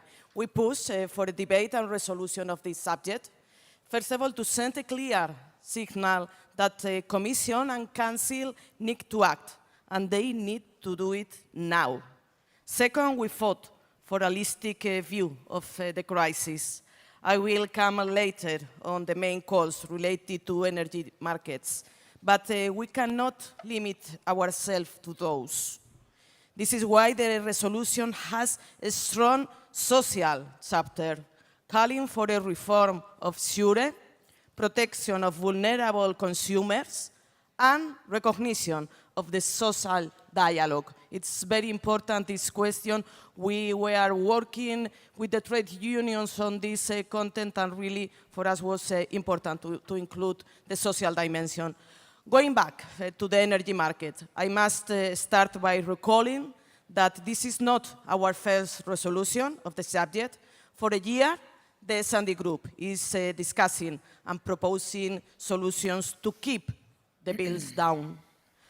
As immediately actions, we call for a price cap of imported pipeline gas, the setup a joint procurement mechanism, a reform of the electricity market, and the coupling of gas and electricity price. And at the end, the speculation of the TTF gas markets and transparency on acquisition price. We ask for development and for alternative benchmarks for pipeline gas and LNG. We also need to accelerate the development of the key infrastructures. We had in the last panel Prime Minister speaking about this important question. And lastly, because we are here in a panel of respect for the planet, the resolution recognizes the central role the development of renewable have been that of increasing our energy efficiency. Nicholas, happy to have you here. Very warm welcome. The PES main concern is to ensure that the green transition is just, of course. It puts people and the planet on an equal footing. And the question now is, how can we make the best use of the transition to address the climate and environmental challenges, but also improve working conditions and employment prospects for all in Europe? Thank you very much. First, to say that there is no opposition between the right climate policy and good social policy. There is no opposition between planet and people. We cannot help save people without also saving the planet. And I think this is the big lesson also. And we as Social Democrats and Socialists have to make this clear, because we have talked a lot about the extremists, the populists. They always try to play people and ecological or climate policy ones against the other. No, there is no division between both. What we have to do now is to show that investing in climate policy, changing our energy model, transforming our industry, and we have heard this from our Swedish friends, from the Prime Minister from Sweden, how climate policy, how the transformation of industry can really offer good opportunities for good jobs, how we can revive our industry in Europe.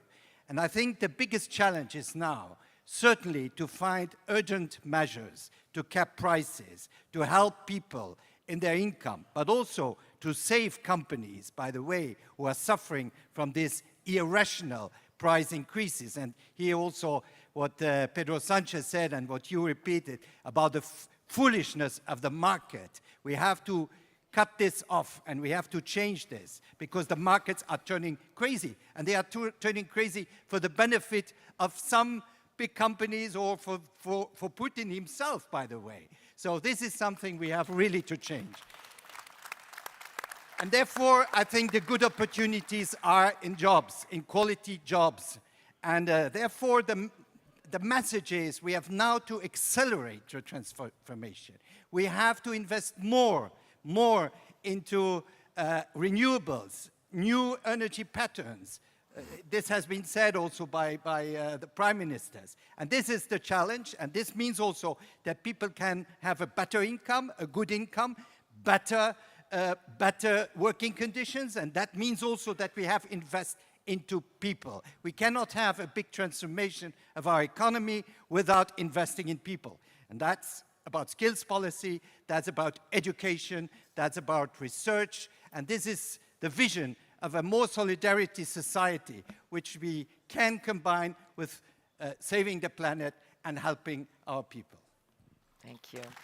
Thank you very much, Nicolas. Thank you, and I'm turning to Pamela Rendi-Wagner, the leader of the Social Democratic Party of Austria. Pamela, inequalities and rising inequalities have always been one of the main concerns of our family. So what is the impact of climate change policy on reducing inequalities? Can you tell us what green policy can be used also in order to have more equal societies?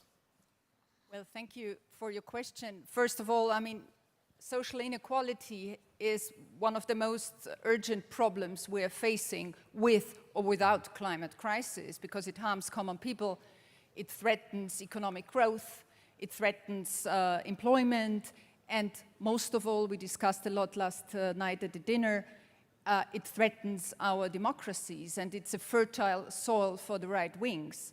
So this is for us a big problem to tackle. But when it comes to climate crisis, of course we know that every crisis produces many losers and some winners. And it's the utmost responsibility of policymakers, of governments, to fight against this development. And this is also true when it comes to climate crisis, because the climate crisis affects, of course, the low-income groups of our society most. It affects the most vulnerable groups most, the elderly, the sick, the women. So this is our importance, and Niklas has pointed out a lot of things, and Stefan in his speech today. How do we do that? How do others do that? How does politics react? Well, there are the Greens, and the Greens react to this by moralizing. They are moralizing all the time for years and years. And then there are the right wings. They are denying. They deny the climate change completely. And then it's us. It's us to give the right answer, to lead the way forward. And how do we do this? We do this, of course, we have to do it with a common, strong European answer. And it needs an active state, not only in the crisis, of course, but in particularly now, an active state who guides and shapes this important energy transition process, which is without any alternative. And we have to do this actively. It has to be duty of the state to do this. Not only do we need a strong social welfare state, we need also a strong state to guide this process in order to guarantee that it is a just transition, as Niklas has just right now said. A just transition, leaving nobody behind in our societies, protecting the industry, protecting employment and jobs, creating new jobs, and looking for equality rather than inequality, which would happen if the politics does nothing against it. And now, when I come to my end to answer your question, and this has also been topic of our yesterday's dinner talks, I think we need to be the one giving hope, giving perspective, optimism. We should not talk too much about crisis. I mean, their crises are there. People feel it every day, so hard. The pandemic, now the inflation and the cost of living crisis. But we need to be the party and the political movement giving the optimistic approach. And I felt this actually in the Prime Minister's panel very much. I was so happy to listen to the Prime Ministers giving this optimistic way out approach for our societies and for Europe. And every crisis is a chance. And so is the crisis, the climate crisis. It's a chance for new jobs, for more jobs. It's a chance for economic growth and prosperity for everybody. It's a chance for more equality in our society and a healthy future for everybody. That in the end, European citizens will say, Europe is not only saving and rescuing banks after the financial and banking crisis 10 years ago. Europe is saving us and protecting us. This should be our goal together. Thank you.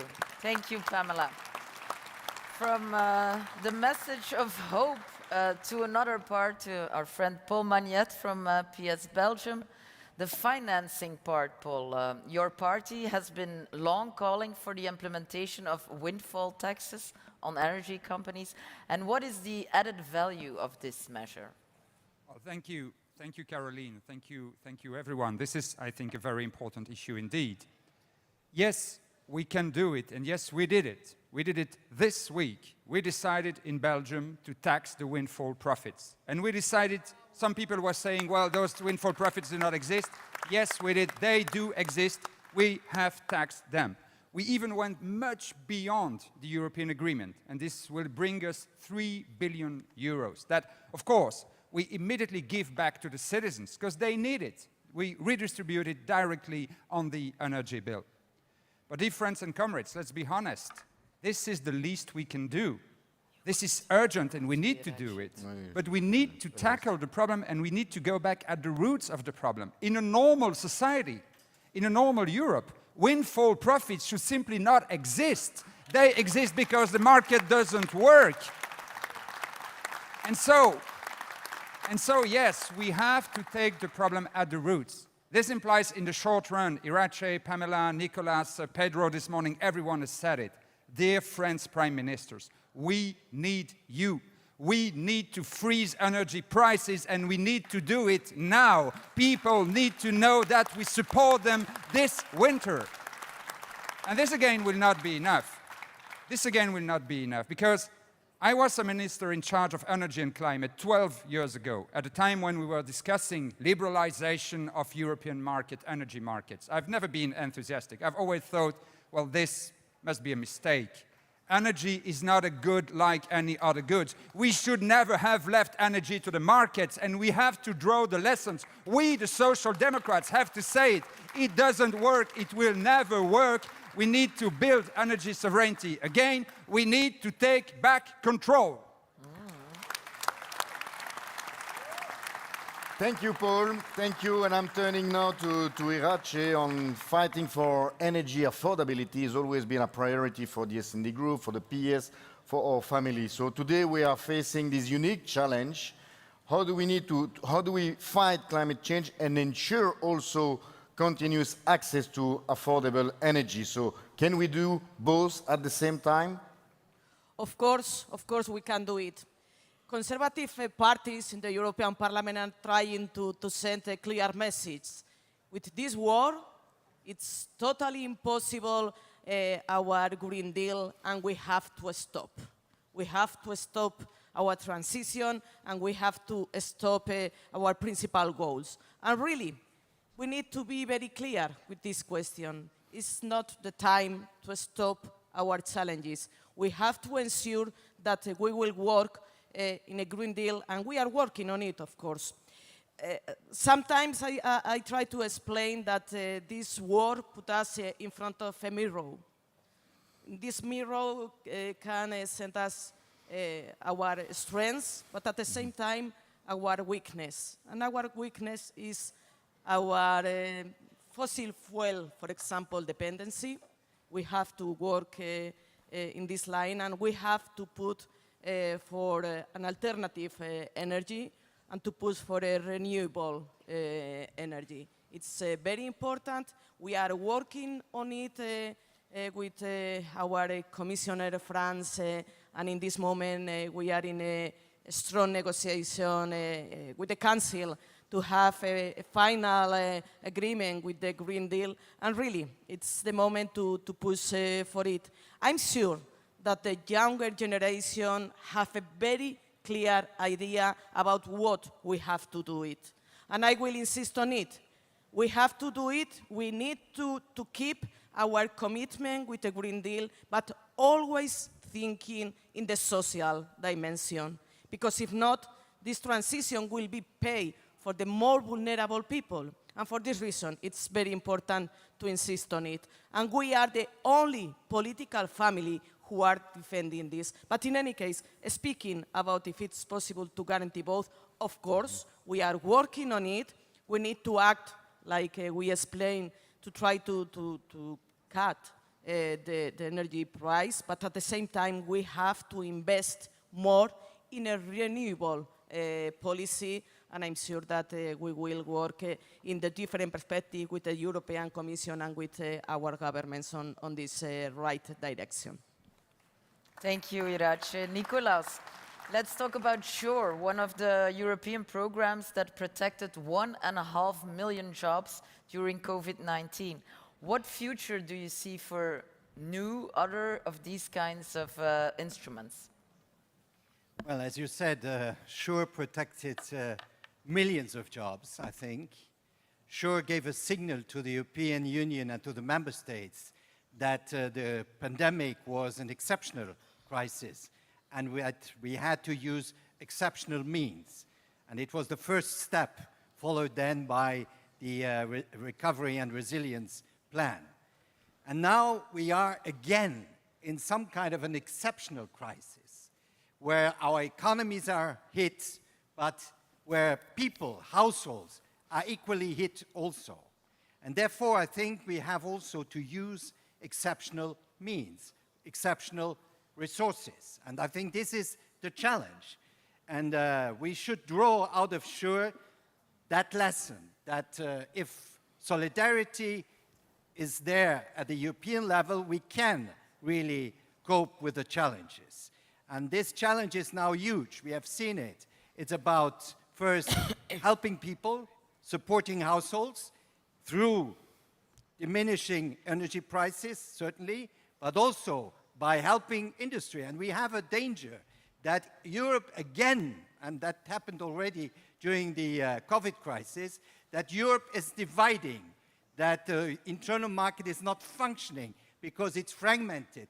Those who can put on the table a lot of billions and those who are more with restricted means. And we have now discussed about taxing exceptional profits. That's obviously one solution to mobilize resources. But we also have to mobilize resources to save people, households, and our economy.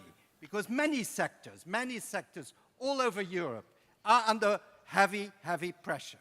I will go afterwards to a steel plant about 100 kilometers from here. People are extremely worried about their future, about their jobs, but also about the industrial substance which we have to reinforce in Europe, not weaken it, reinforce, transform in the context of the green transition. And that's why we need a solid European instrument. Call it SURE 2, call it whatever you want.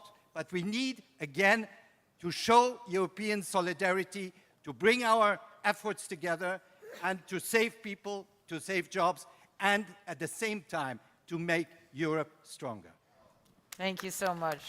Thank you, Nicolas. Thank you. And to Pamela now, a new question. We have talked a lot about how we can go out of this crisis. And so I turn to you to see also what lesson can we take out from this crisis and how can we speed up now the process for a green transition? Well, to my mind, the most important lesson we should draw out of it is we must do as social democrats, because nobody else is doing it, we as social democrats must do our utmost to stop this energy crisis becoming a social crisis. This is the most important topic and lesson we have to learn and we have to tackle. And this has to be in our mind by every measure we are taking on a European or on a national level. And yes, we have to speed up.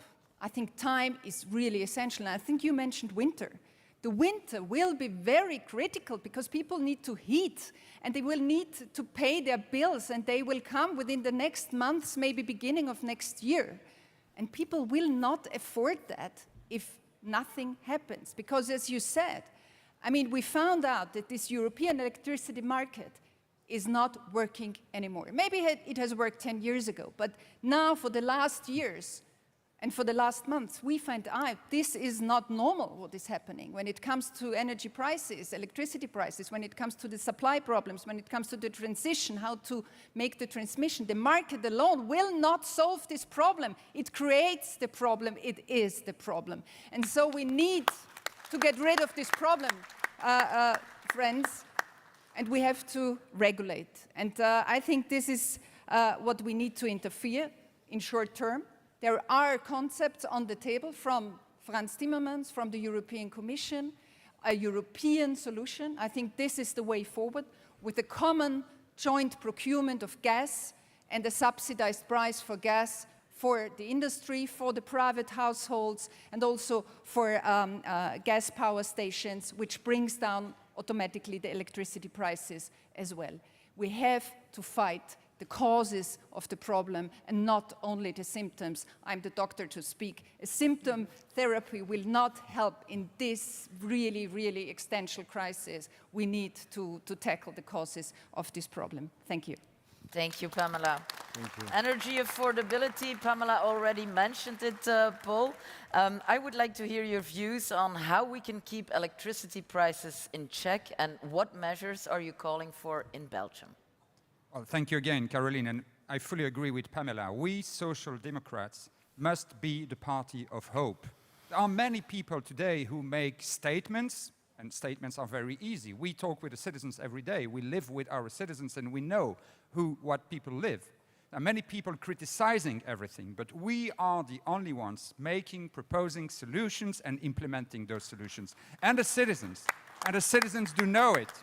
After the First World War, during the big economic depression of the interwar period, after the Second World War, after the big depression of the 1970s, the citizens always came to us, to the Social Democrats, to get an answer. And this time again, we are the ones who must come with the solutions. And those solutions are quite easy to find. If we want to help everyone and to reach the carbon neutrality by 2050, we have first to reduce dramatically energy consumption and move towards renewable energy. But this will cost a lot of money, of course. We know it will cost a lot of money. But this is the only option which is sustainable, fair, and that will guarantee energy independence of the European Union, which is absolutely necessary. The question is, of course, who's going to pay? Because that's going to cost a lot of money, a lot of money. Many people simply cannot afford it. They cannot isolate their house. They cannot change their car. They cannot decide to move and use the train on an everyday basis if we, the public powers, do not help them. So yes, we need a long-term investment plan. The resilience facility was a first and very interesting first step, but we now need a permanent mechanism to invest, to isolate houses everywhere in Europe, to invest in public transportation. If we want to reconcile the citizens with the European Union, if we want the citizens to think that the European Union is the solution, we have to demonstrate that we are with them and that we help them on an everyday basis. And the only question that remains is, who's going to pay? But who's going to pay? The answer is very simple. Those who profit from the crisis. In a crisis, there are always those who suffer and those who profit from the crisis. And when you look at the benefits of the multinationals today, not just energy, but all multinationals in the agri-food, in the finance sector, and so on, when you look at the wealth of the richest people in Europe, this is growing very fast. So the answer is very simple. Let's tax the rich and help the other ones. Let's tax the few and help the many. Thank you so much, Paul. Thank you, Irache. Thank you, Nicholas. Thank you, Pamela, for the very rich debate. And I think our panelists have made one thing very clear. The green transition must be a just transition. And it is our family, the Social Democrats, that will make the difference for ordinary people. Thank you so much. Thank you. Thank you very much. And we continue. So.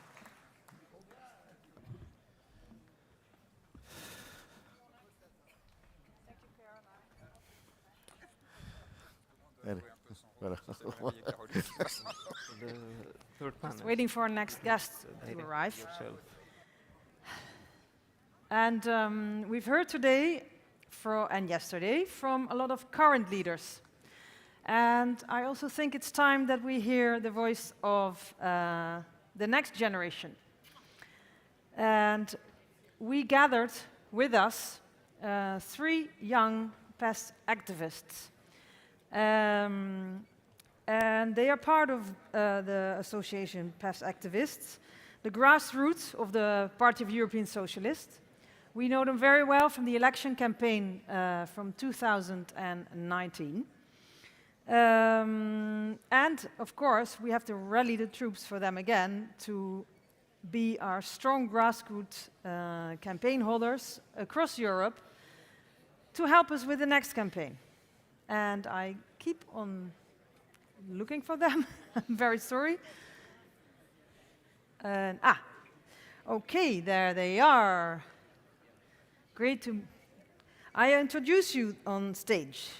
Nathalie from Belgium. Alexandra from Poland. And Rocio from Spain. Welcome. The next generation people. Very good to have you here. We're proud of you. You helped us a lot in the last campaign, and I hope that in the next campaign you will be active for us too.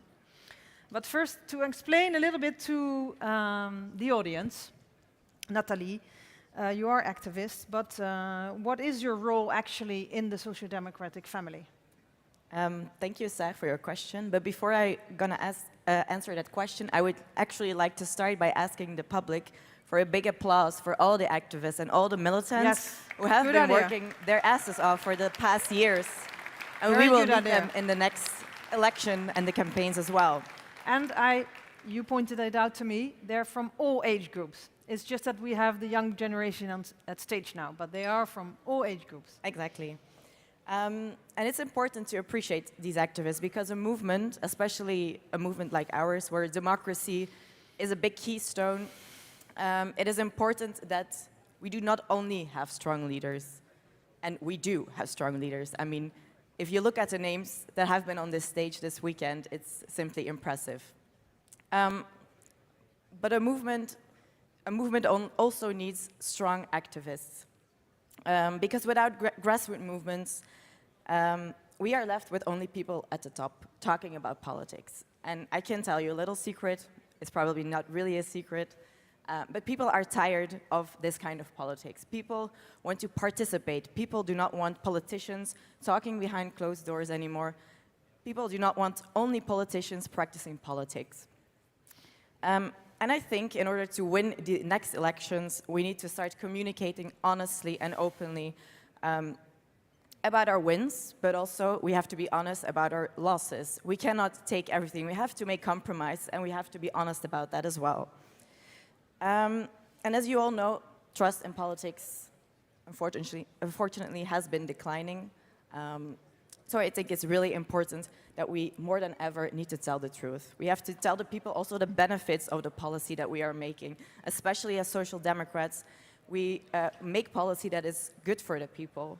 And we have to tell them. Me, myself, I'm Belgian. I live in Brussels. It's the heart of the EU. Mm-hmm. I see the European buildings every day, but still a lot of people do not know the benefits of the EU. They do not know what the EU does for them. And I think a strong activist, whether they are young, as we are, or the more experienced ones, I think it's our role, and we are a great asset because we are locally embedded. We are part of youth organizations everywhere in Europe to also defend those values, to show the benefits of our policies, and I think that's why we are very important in that regard. So I think we can strengthen each other. We need the leaders, but also the leaders need you. And I can tell you from experience from the campaign that you helped us spread the message, but you also took the message from society to us. Exactly, so that was a very nice cooperation. Yes, thank you, Nathalie. So, Alexandra, you're from Poland. And how do you see the EU cooperating in terms of geographical balance from a young activist's perspective? Thank you for your question, first of all. So, as a young activist and as a young socialist, I see our struggle to be international. And I think that in our struggle, there's no space for exclusion. In my vision of Europe, this continent is not a fortress. In my vision of Europe, no human is illegal. In my vision of Europe, there's no one dying on the Polish-Belarusian border. And in my vision of Europe, no human is being pushed away. Thank you. Call me young, call me idealistic, call me strongly opinionated. I am all of those things. My vision of Europe is simple. In this vision of Europe, we say yes to enlargement. We say yes to the enlargement of our minds, of our hearts, and of our borders. Ukraine, Moldova, Georgia, the countries of the Western Balkans. I think it's high time that the European Union welcomes them and reaches out their hand. So this is my vision of European cooperation. European cooperation is also about women, freedom, and life. So, Jian Azadi. Thank you, Natalie. Strong words there. Lucille, welcome on stage too. So we spoke a bit about the past campaigns. We spoke about enlargement process, women's rights, human rights. But at one point, we're also entering the stage of the next European elections. And how do you see the future of the PES activists in the next phase? Thank you very much. I feel very honored to be here, and also it's a great honor, but also a great responsibility to be here representing the PES activists to convey the message of this movement to you, to the PES. First thing I want to say is that we are here, we are ready. Next elections will come very soon, and we are here to work very hard to ensure that Socialists and Democrats will be the first force in the next European elections in 2024. Yes, that's the spirit.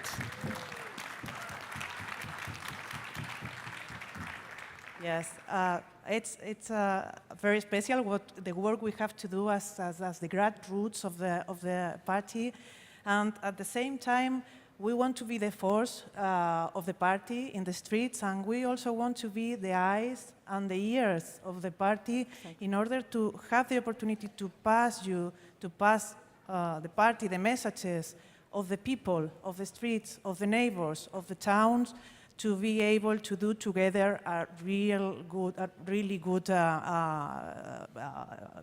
results for the elections.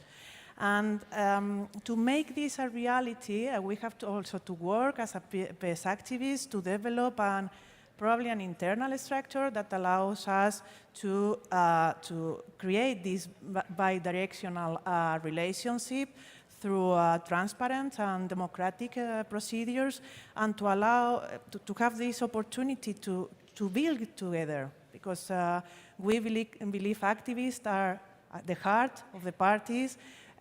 We and you, we also are. We all are the future and the eyes, and in this way, we will have to work to make these good desires a reality for future. Thank you. Thank you. So, a big applause for. They wanted to be called activists, but I will call them the next leaders, the next generation of leaders in Europe.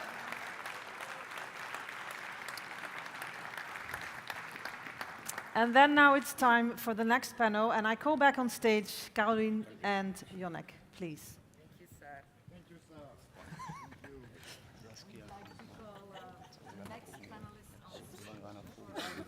Discussion today. I'd like to call on stage Mr. Lars Klingbeil, the co-leader of SPD Germany and our host today. Thank you, Lars. Josep Borrell,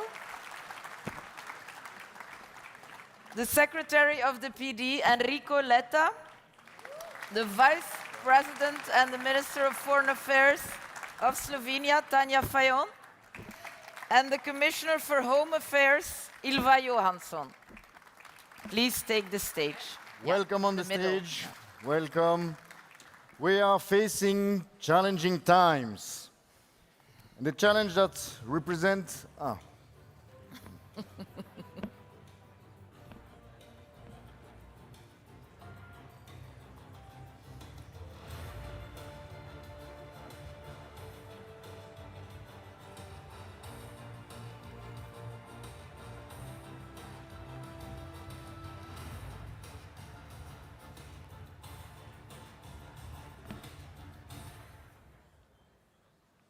Yes, I was a bit too fast with my intro, and a video is better than a long speech.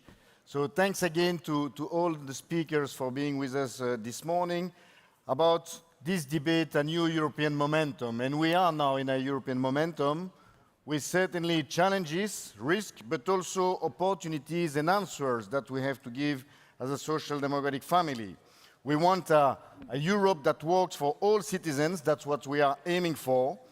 And we have seen the Conference of Europe that triggered the debate about the future of our union. But we know also that it was not a real European-wide debate, this convention, while now, with the war, with the energy crisis, with the inflation, the transition, citizens really feel the need to have a Europe that is well prepared to face the challenge. And our progressive families has continuous effort and action to improve the life of millions of citizens to live in Europe, all Europeans living in Europe. And we continue to promote a vision of solidarity, of sustainability, well-being, feminism, and protect and empower our citizens. And we are halfway in the run-up of the next European election, so it's really timely to have this debate now about our vision and this momentum, the new European momentum. And first of all, we'd like to come to Lars Klingbeil. We discussed it already in a lot of panels. We are witnessing an increasing influence of transnational right-wing and populist movements in the EU. They divide societies and damage the quality of our democratic life. Last year, Lars, SPD booked an electoral success against a hard-right alternative for Germany.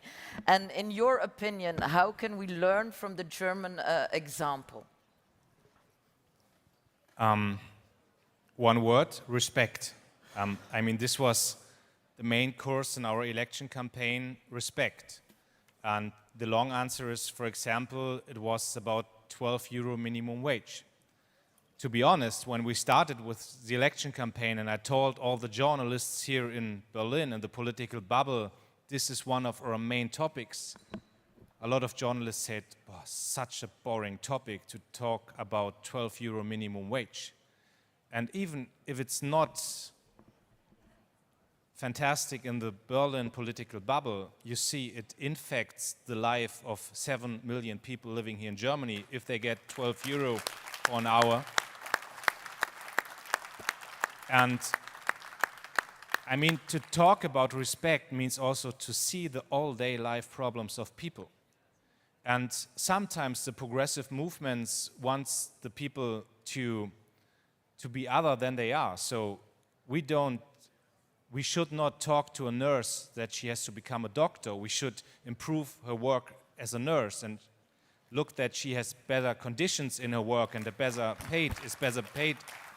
We should not talk to a policeman that he should become an advocate or something like that. We should work hard that he is better paid as a policeman. And this is when we talk about respect in the election campaign. And so many people voted for us because they said, this is the political force that sees our problems.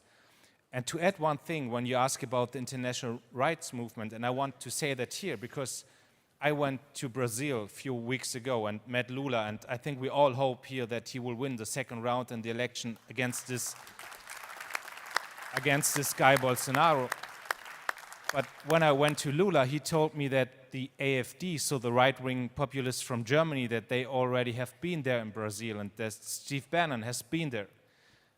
And other right-wing populists from Europe have been in Brazil. And then I went to Chile and met the new government, and they also told me that the AfD and Steve Bannon and other right-wing populists have been there. So we should not do the mistake and think that the others are focused on national politics also. They are very good in connecting, and they are all linked to Vladimir Putin. And this is a homework for us. We have to become stronger on the European and on the global level. We have to connect us. We have to help us in the social democratic and socialist family. We have to become a much more stronger global movement. This is our homework we have to do, and then we have to talk about respect and fight the right-wing populists.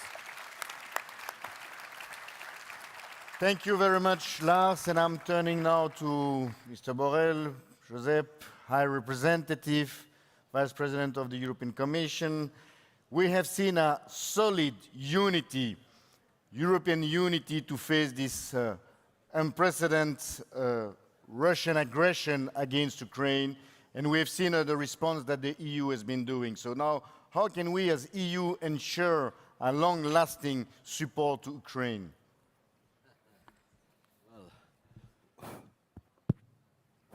Yeah, Works? yes, it's working. Well, certainly our support has been determined. Ukrainians, I remember in January, I traveled to Donbass, to the front line, and I met the Ukrainian Prime Minister. And he told me, and the war drums were already sounding, he told me, we know that when the Russians will attack, you will not come to support us with your soldiers. We know. But at least we expect that you will provide us with the arms to defend us.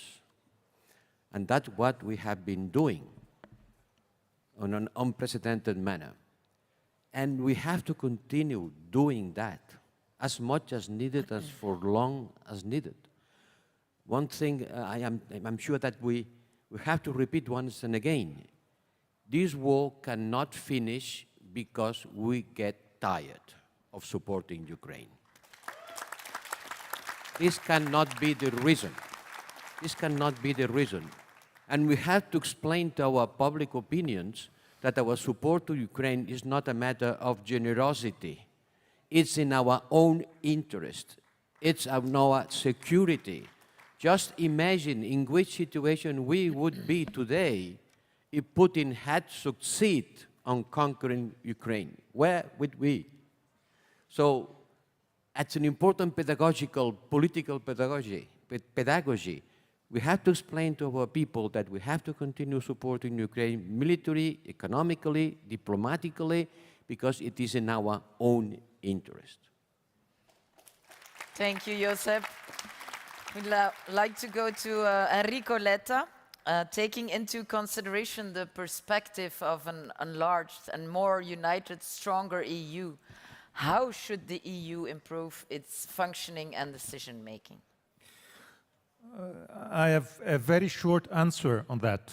There's one key point, and the most important point about the way in which the European Union can work today and in an enlarged scenario is to eliminate once forever the veto right and the unanimity vote at the European level.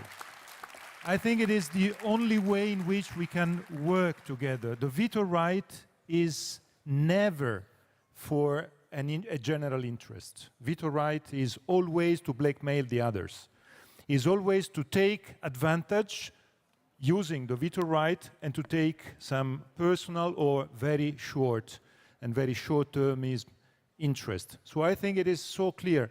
And I think we have to really underline the fantastic work that Josep Borrell, in his double capacity, did to keep together all the European leaders, all the European countries, even in a context where the veto right is working, that is the one on foreign and security policy. So Josep was great in creating this unity. And it is a demonstration that Europe can be united. But you know very well, we know very well, that to be able to work the elimination of the veto right on other main issues, on the most important issues of our life is decisive. And I say that because we know very well that in Europe there are countries, there are parties, there are political parties raising the flag and saying that I'm going there just to keep what I want. But Europe will never be a Europe à la carte. Europe à la carte means the death of Europe. And we have to stand on this value. So I don't want to say broader reflections on that, because otherwise the dilution of the most important point will be there. So my point is no more veto right. We have to take all our decisions at the majority. Is also the way to responsibilize leadership, national leaderships, because we need to create alliances, we need to stay with the rest of and create alliances among countries. I think is the crucial time to do so, and I think citizens are also understanding how it's important. So keep fighting on that. I think is one of the battles for our family, and I'm sure that with one battle like this one, or like the ones that Lars just mentioned, because it is not just a topic of formal ways to vote. Is also the way to get these results, the results that Lars mentioned. I think we can get the most important mission. And in this Congress in Berlin, we have to have in mind the mission. Our mission is to win the European elections in 24, to be the first party at European elections at the European level. It is possible because of the crisis of the EPP, and it is possible because of the fact that our ideas, our values are today the strongest values at European level. So keep fighting for this mission. Thank you. Thank you, Enrico. And I'm turning to Tanja Fajon, the leader of SD Slovenia, and congratulations again for entering the government and now for being Deputy Prime Minister. Tanja, you have been for years a prominent advocate of Schengen area. So my question to you, how do you envision a future of the Schengen area, and how should it be better prepared, more resilient to face future challenges? Thank you very much. It's true that Schengen has a lot of challenges, and I'm glad that you opened this topic. I had many opportunities to discuss with Ilva, and I admire your courage because I think you have an amazingly difficult job. We have a big discussion in Slovenia currently about the enlargement of Schengen, because as you know, it's Croatia, our direct neighboring country. We have Bulgaria and Romania for several years waiting to join Schengen. And I sincerely hope that those three countries will join as soon as possible, because Schengen, just to mention, it's something most tangible our citizens can feel. It's the fundament of our integration. But Schengen today is not working. It's not the Schengen we used to know it, and we need to restore it, because I think that if we don't do that, and if we fail to reintroduce proper measures in Schengen, every next enlargement will be a failure. And we are at the critical point. We have 6 countries in Schengen, and we discussed that several times, that are several years against the legal background, breaking the Schengen rules, with introducing interior border controls. And we have not, and we shall not turn our blind eyes against that. I mean, in Slovenia, we have Austria next to us. They're having interior border controls for years. For what reason? Are there any arguments about really illegal crossing or high numbers that we faced in 2015? When we had COVID pandemic, there was a lot of selfishness on our interior border controls. I mean, a lot of countries really reacted with closing down the borders. The same goes when it's migration situation, where we have challenges. But if we lose Schengen, and if we don't manage to restore it the way we created it, I think it's the beginning of the end of European integration. And that is what I feel is at stake. So please, colleagues, we have to really, and Ilva, I know there is a lack of confidence between our countries. And we all try to have some sort of sovereignty on our borders. But people feel Europe through freedom of travel. And this we have to protect. So I do hope we manage, and at the same time, I do hope we manage to enlarge Schengen the way we promised, because in the EU, for the last few years, we delivered a lot of promises, especially when we discuss about enlargement. Name it Schengen, name it visa liberalization, or the Western Balkans. And we failed to deliver these promises. So we have to, as progressives, be more credible and front runners to deliver what we are promising. And that is when our citizens will really trust us. Thank you, Tanja. And you already mentioned it, we go to Ilva. And thanks to your political leadership, we were able to activate for the first time the Temporary Protection Directive. And it was successful. And the question is whether this overall positive experience can serve as an example to manage migration at the EU level in a more solidaristic way. Thank you. Yes, it can, I must say. And when I woke up this morning, the Thursday, 24th of February, And we realized that the attack on Ukraine was much bigger than anybody had really expected. And I immediately realized we're going to have a huge flow of refugees coming into the European Union. And I remembered in 2015, when I was responsible in Sweden on the previous big refugee crisis that we had, and I remember how absent Europe was. This was really, in my view, a failure, that we didn't manage that refugee crisis, that Europe didn't activate the temporary protection. And also remember what happened afterwards. We were divided. We were left in a situation where migration was more or less a toxic situation, very difficult to deal with. And I said to myself, now you are responsible, but it will never happen again. Now we have to do it differently. And I think we could do it differently because we have really invested in trying to treat. My aim is to treat migration as any normal, boring EU policy area. You know, it's normal that we do not agree. It's normal that we put proposal on the table that nobody's really happy about, but step by step we make progress, you know, and I think this is the right approach. So what we did was that we had an extraordinary meeting on the council on Sunday, and then I immediately went to all the borders to meet with people, to show directly that we are there to support, to show solidarity with those countries most affected. And 1 week after the war started, we managed to activate unanimously the temporary protection. And I think this is really something, the temporary protection is for a specific situation. So that they are luckily not so common. But I think the whole idea of that we better manage migration together.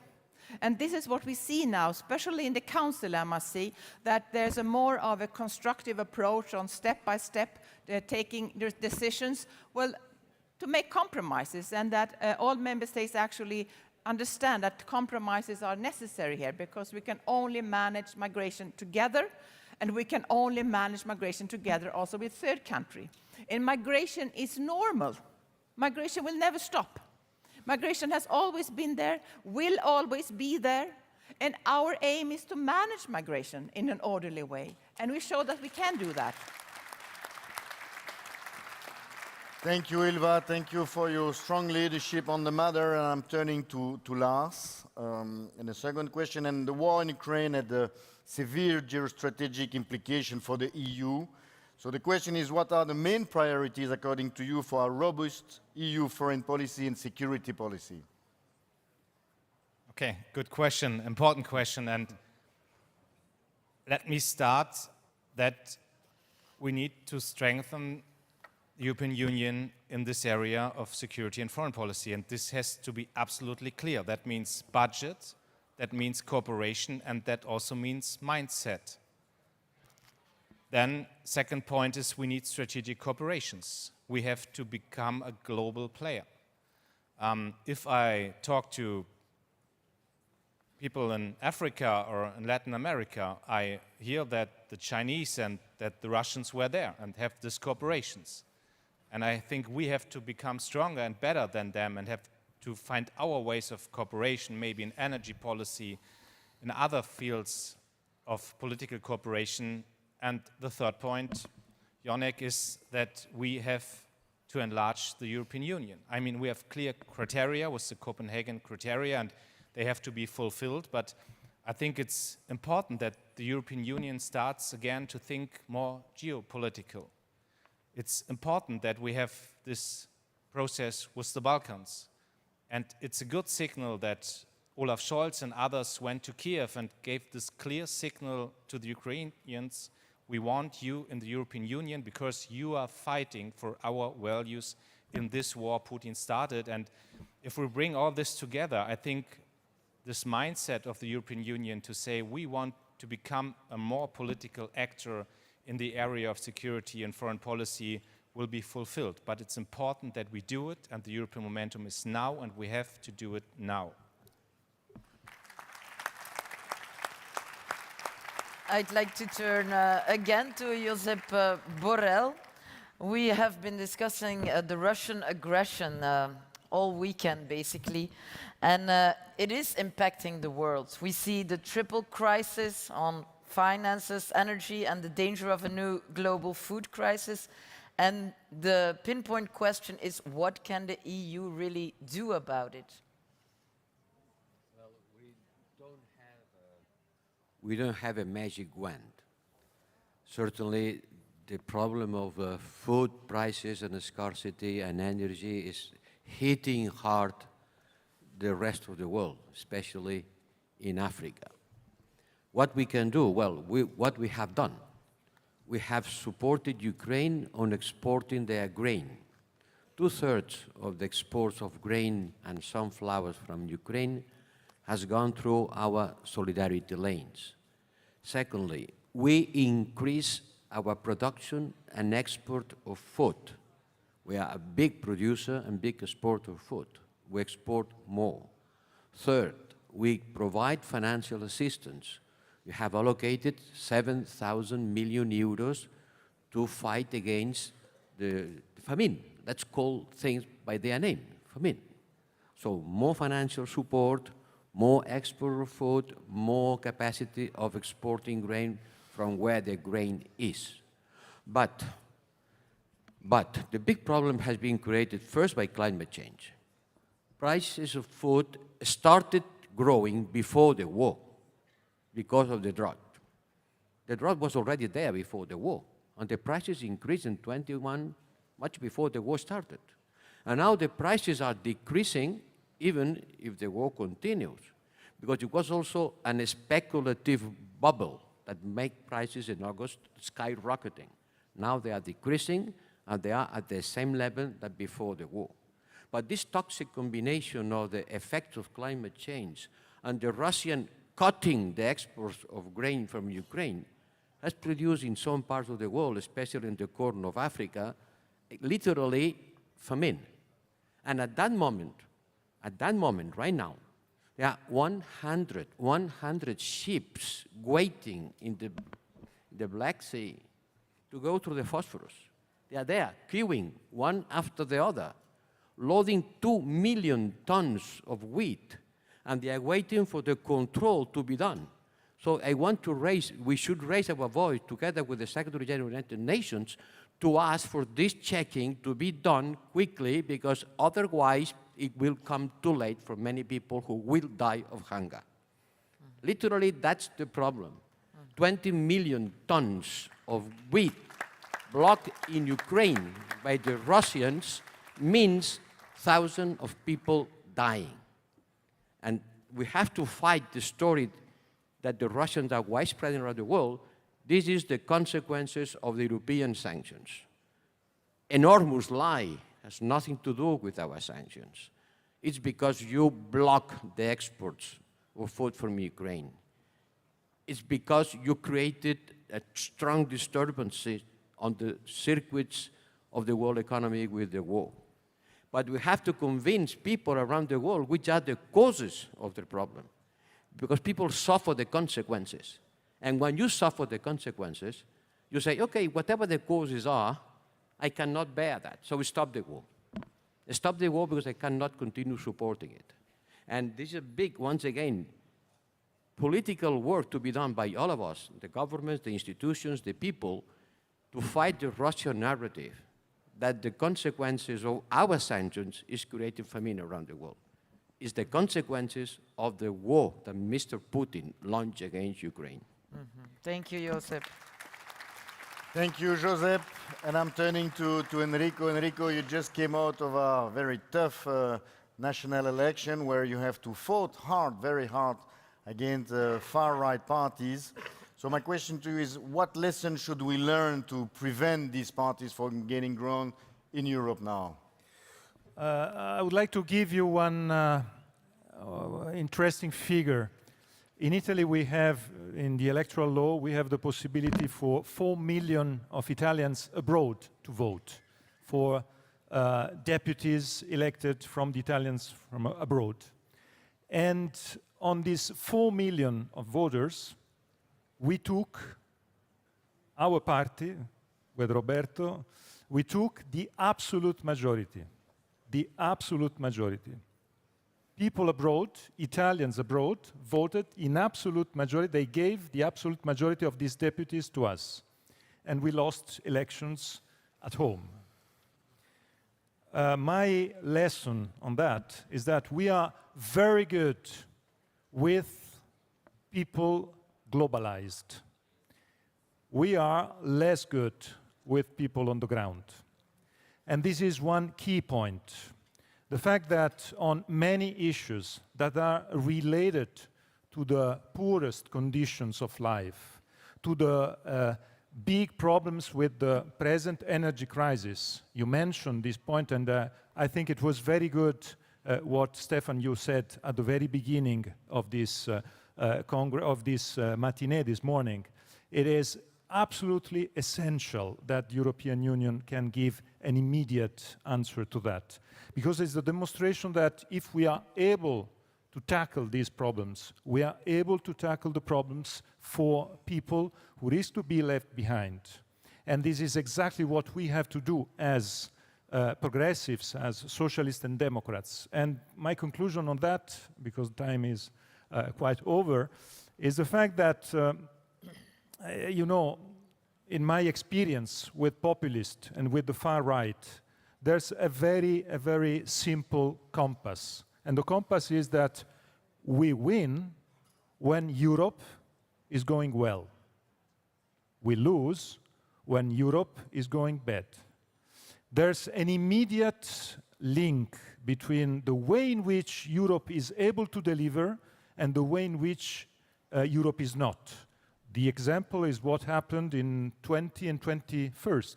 We won all the elections in Italy, all the elections. It was the period in which Europe was delivering. It was delivering because of Next Generation EU, because of the pandemic, vaccines, fantastic. And I think what you did, I see Olaf. Olaf was one of the architects of the Next Generation EU idea. And I think it was fantastic. It was good, successful. What Antonio did on the social pillar, Europe delivering. I think this is the key issue. On climate change, I see France here.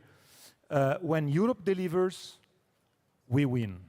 When Europe does not deliver, we are in dire straits, and populist and far right are winning. So my conclusion is very simple. We have to push Europe in being better. Further integration, better delivery, and able to answer concrete questions by the people on the street. Europe has to answer these kind of questions, not only talking with national governments or with a national establishment. And I think Next Generation EU was exactly the good example. It was a success. We have to take into account the success, and we have to keep fighting on that. Thank you, Enrico. And now back to Tanya. Congratulations again for entering in government and sending away the populist government. We already said it, the SPD managed to keep the far right small, but also in Slovenia you succeeded. And what can we learn from the Slovenian example? Yes, thank you. I prefer to speak or think about what we have or have to do better. And this is what I really strongly believe, Lars, you said at the beginning, respect. That respect won in Germany in your campaign. It was something similar in Slovenia. We tried to do and give people back their voice. We tried to show them that we have a respect and that we want to give them dignity. I'm coming from Ljubljana, and you said well that we changed the populist government. Our democracy in Slovenia was seriously endangered. We had a strong political interference in the freedom of media, in the democracy, in the rule of law. And I'm coming from Ljubljana. I never imagined that in my hometown, that during the peaceful manifestation, people were angry against the government. That during this peaceful manifestation, we had water cannons and tear gas scaring people away. You've never imagined these dark images of the city. So we really tried to bring the voice back of people And we now, as a new government, are opening back the doors to civil society, to NGOs. We are fighting for freedom of media. We still have a big difficulties with interference in the public broadcast, in the National Press Agency. All that was happening in my country in a very short period. We were following very bad populist, nationalist narratives that are winning what is happening today in Sweden or in Italy. So what I try to do, also as a deputy prime minister with our progressive party, is that we really want to be back part of the core of Europe, defending our fundamental values of solidarity, equality, democracy, and especially understand what people expect from us, engage them and give them their voice, and bring back the credibility that our policy is really losing. This is what we really have to work very hard. Thank you, Tanya. Thank you very much. And I'm turning to Ilva, Commissioner. On your portfolio, you have also the fight against crime, the security issue within the European Union. So how do you think that the EU is doing when it comes to fight against criminality in its different form in Europe? We are not doing well enough. We are stepping up, and we need to do much more in strengthening police cooperation, using new technology in the fight against crime. But can I also say that I think that we as a political family can do better on the fight against crime. Crime has a clear class perspective. Only very, very rich people can care about their own security. All normal citizens, they live in areas where drugs are being dealt. They go on public transport where there are risks of robbery. They have to work in shops as drivers and in many other jobs where there is a risk of being victim of criminality. And in my view, having a safe society is the glue in society. If you feel that you are not protected by police, by society, or if you feel that some groups are better protected than others, for example, because of the color of the skin or their origin, this is really a poison to society. So we need to take back the fight against criminality to do it in a social democratic way.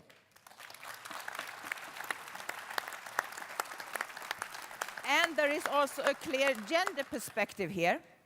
Just to give you one example, when the war in Ukraine broke out, I immediately understood that there could be a huge risk of trafficking of women and children. Is that because I'm a woman myself? Maybe. And then immediately we started, and after 1 week, Europol has started a special task force for fighting against trafficking. Is it because the executive director of Europol is a woman? Maybe. And we have activated the whole network of all anti-trafficking coordinators that we have in the European Union. Is it because the anti-trafficking coordinator is a woman? Maybe. But I think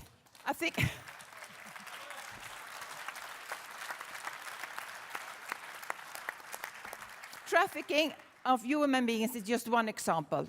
We have a lot of problems with trafficking of drugs, trafficking of weapons. These you can only sell once. If you traffic women and children, you can sell this young woman, her body, again, and again, and again, and again, and again. And this is a crime with a lot of impunity. So we, as social democrats, we have to take the fight against criminality.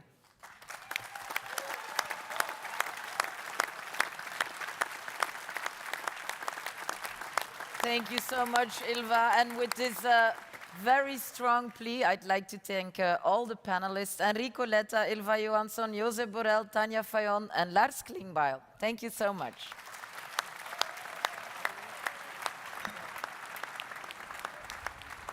And thank you, Caroline and Jonnek. Thank you very much.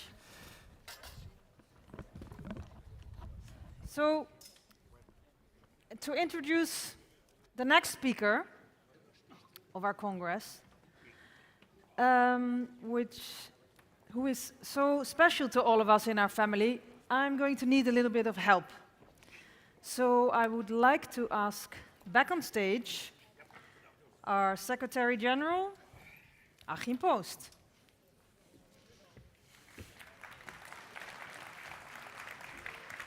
Long time no see, huh? Long time no see. Hello, Achim. Hi. So about this next special speaker, Yeah. how long have you known him? Between you and me, or for Yeah. the whole conference? Why not? We're amongst friends. Yeah. You always say that we are amongst friends. Yes. So I know him since 1977, when I, as a young socialist coming from a small village in North Rhine-Westphalia for the first time in my life to a big city. And that was a conference, of the young socialists.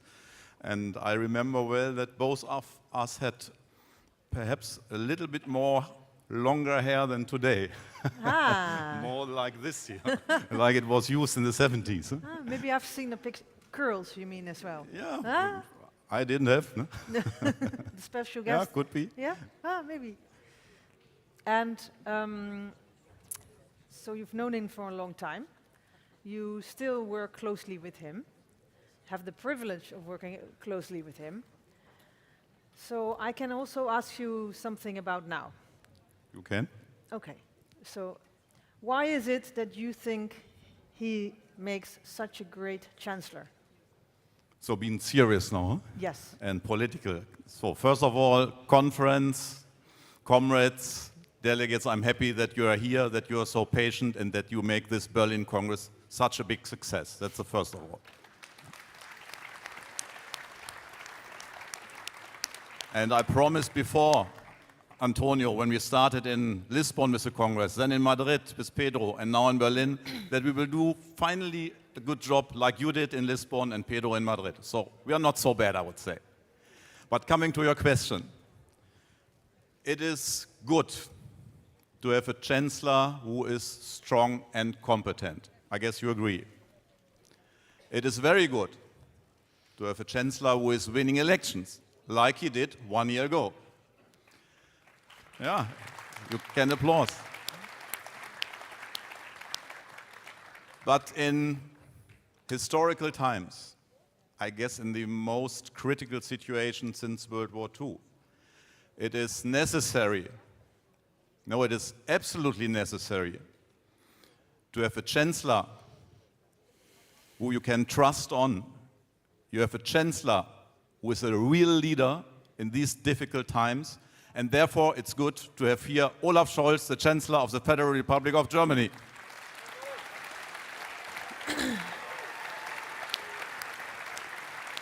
Welcome again to this stage, Olaf Scholz, Chancellor of Germany and our host of these days. And I use this second, if you Yes, allow. no, of course. Because you are the boss here, but no. give me just a second. So I'm seeing the two leaders of SPD, Saskia Esken and Lars Klingbeil. And really, we are grateful that you are the host. You are a wonderful host. Thanks you very much.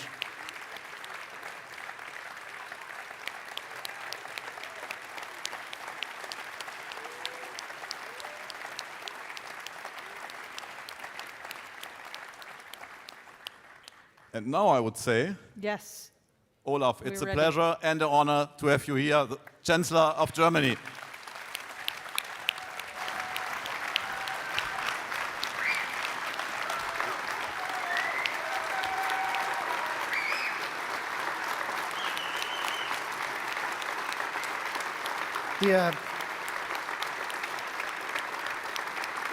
Dear Sergei, dear Stefan,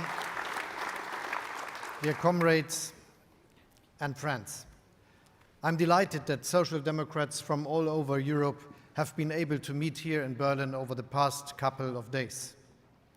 Berlin is located in the heart of Europe, and so it is the ideal meeting place for all those who have Europe in their hearts. And it is definitely the right place at the right moment. Just across the street, only a few steps away from here, you will see the East Side Gallery. Every single day, This remaining section of the Berlin Wall serves as a reminder of how the city of Berlin was divided and how the Europe was formally divided into East and West. This division is now a thing of the past.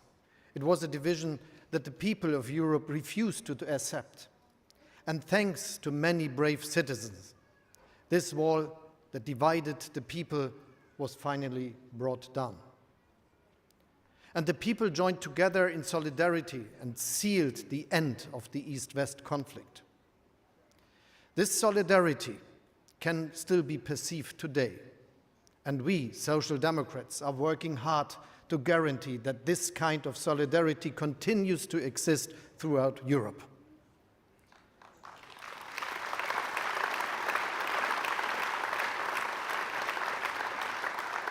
Dear comrades, now we are again faced with the question where the new dividing line between a free Europe and a neo-imperial autocracy will run in the future. I called it a Zeitenwende when the Russian attack on and invasion of Ukraine began in February. Putin wants to draw a new border through our continent by force, something we never wanted to experience again in Europe. Consequently, the brutal invasion of Ukraine is an assault on the European security order. We resolutely oppose this, not only as individual states and in association with our transatlantic partners, but also as the European Union. Never again should there be war between its member states. This was the founding promise of the European Union. It is now up to us to preserve and develop this promise of peace.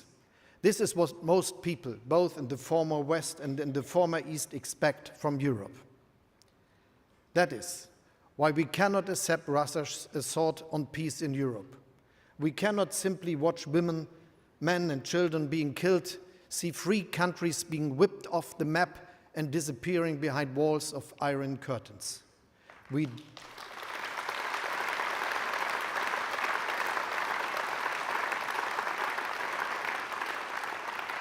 do not want to return to the 19th and 20th centuries with their wars of conquest and totalitarian excesses.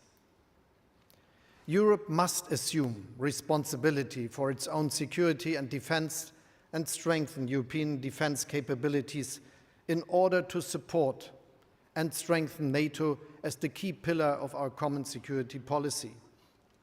Dear Magdalena, and dear Sanna, who is not with us at this moment, I'm delighted that we will soon strengthen our NATO alliance by welcoming Sweden and Finland as members.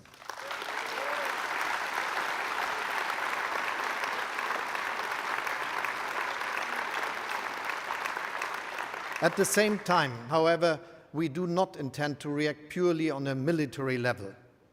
We are confronting the autocrats and dictators of this world with strong European cohesion. This is reflected in the sanctions we have introduced. We are committed to our common values of peace, democracy, and freedom by conviction. This is how we defend our European values against attacks from the outside. This is also what distinguishes the life's work of Willy Brandt, who spoke to the people of Berlin in front of the Schöneberg Town Hall on the 10th of November 1989. In the wake of the emotional events of the previous days, he talked about a wind of change blowing across Europe and that Germany and Berlin could not avoid being part of these changes.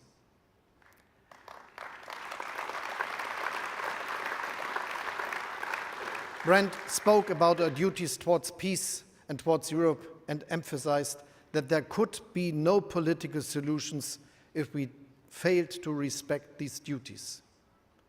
Willy Brandt spoke of the need to continue the development of the European community and to overcome the fragmentation of our continent once and for all.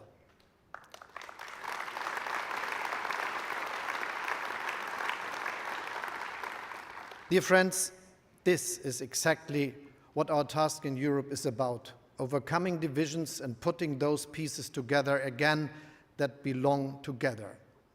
To do this, we need a solid set of shared values combined with great courage and determination. European social democracy is sending this courage today from Berlin. Courage for Europe. Liebe Freundinnen und Freunde, liebe Freundinnen und Freunde,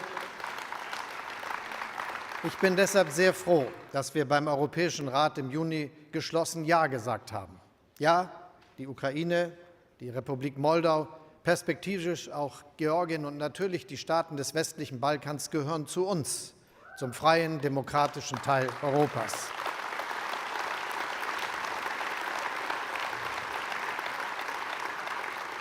Wir stehen bei unseren Beitrittskandidaten im Wort, bei den Ländern des westlichen Balkans sogar schon seit fast 20 Jahren. Und diesen Worten müssen jetzt endlich Taten folgen.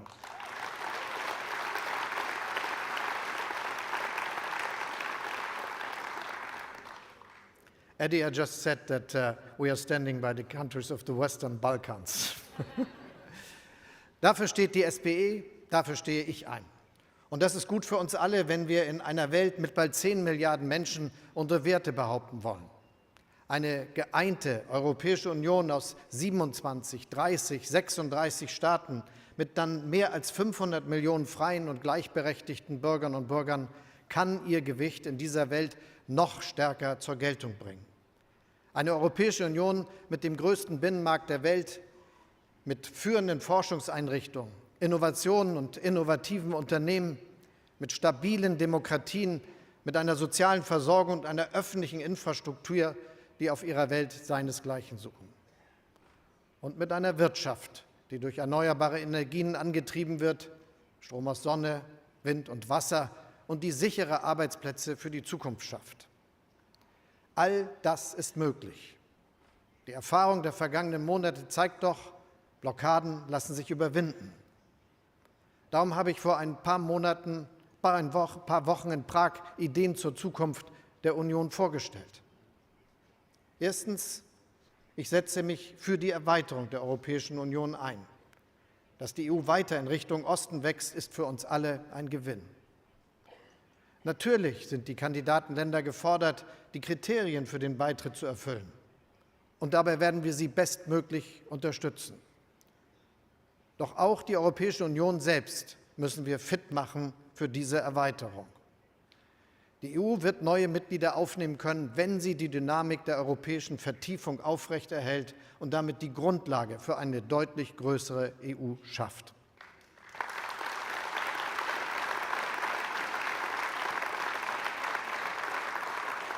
Im Ministerrat ist schnelles, pragmatisches Handeln gefragt.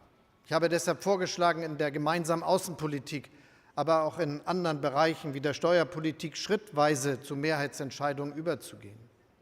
So kommen wir einer solidarischeren und engeren, verzahnten Europäischen Union ein großes Stück näher. Ich weiß, dass wir da noch viel Überzeugungsarbeit leisten müssen. Aber ich sage auch klar, wenn ein geopolitisches Europa unser Anspruch ist, dann sind Mehrheitsentscheidungen ein Gewinn und kein Verlust an Souveränität.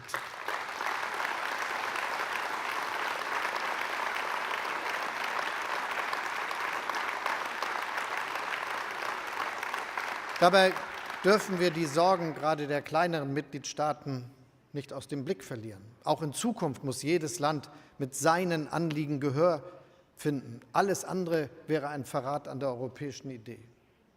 Hier sehe ich gerade uns Sozialdemokratinnen und Sozialdemokraten in der Pflicht. Lasst uns gemeinsam nach Lösungen suchen, wie ein solches Europa zukünftig entscheiden kann. Lasst uns gemeinsam voranschreiten für ein souveränes, ein starkes, für ein demokratisches und freies Europa.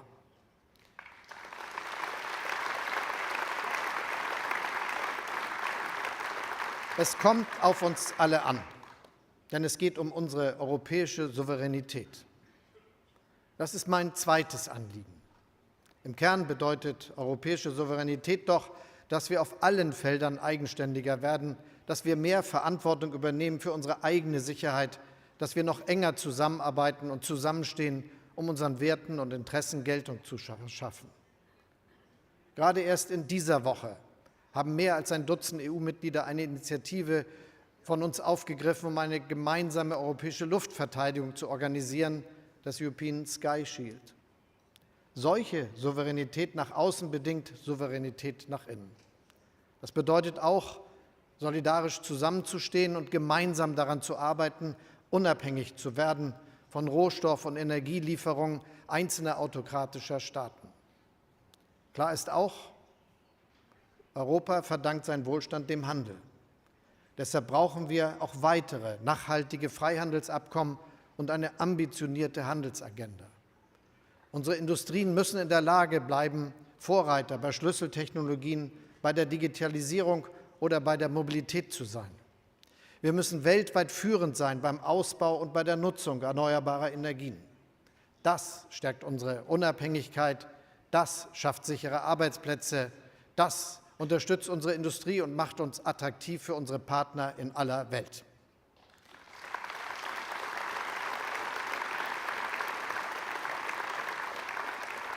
Wir wollen zeigen, dass Klimaschutz und Wohlstand Hand in Hand gehen können. Und zwar indem wir hier bei uns in Europa die Technologien entwickeln und zur Marktreife führen, die weltweit gebraucht und eingesetzt werden. Wenn uns das gelingt, wird diese große industrielle Transformation dazu führen, dass wir auch in 10, 20 oder 30 Jahren sichere und gute Arbeitsplätze in Europa haben werden. Das kommt natürlich nicht von allein. Das müssen wir gestalten. Liebe Freundinnen und Freunde, ich möchte noch einen weiteren Punkt herausgreifen, weil er beim Thema Souveränität und mit Blick auf den Krieg im Osten unseres Kontinents eine entscheidende Rolle spielt.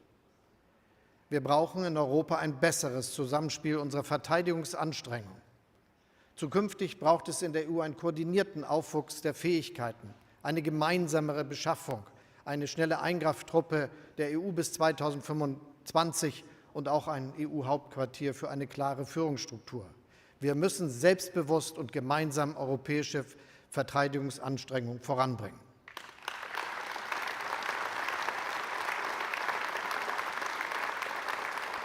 Das stärkt die Souveränität und die Sicherheit Europas.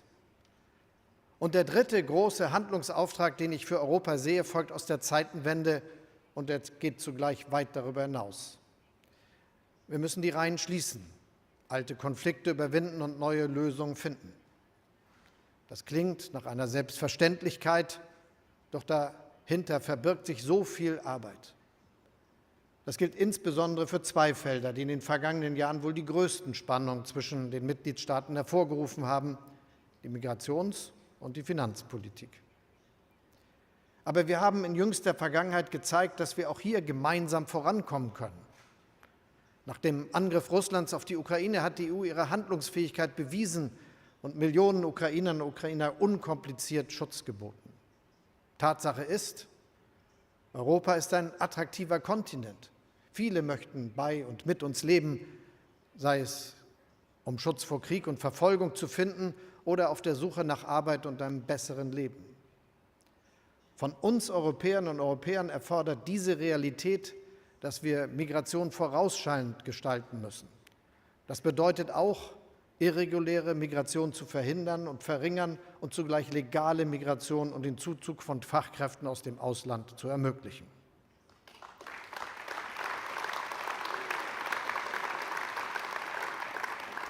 In der Fiskalpolitik ist uns in der Corona-Krise mit dem Aufbauprogramm ein historischer Schritt gelungen. Wir haben damit eine solidarische europäische Antwort gegeben und nationale Investitions- und Reformprogramme mit Mitteln der EU unterstützt. Das Aufbauprogramm hilft uns sogar in der gegenwärtigen Krise. Liebe Freundinnen und Freunde, in den Gründungsjahrzehnten des vereinten Europas ging es um engere wirtschaftliche Verbindungen.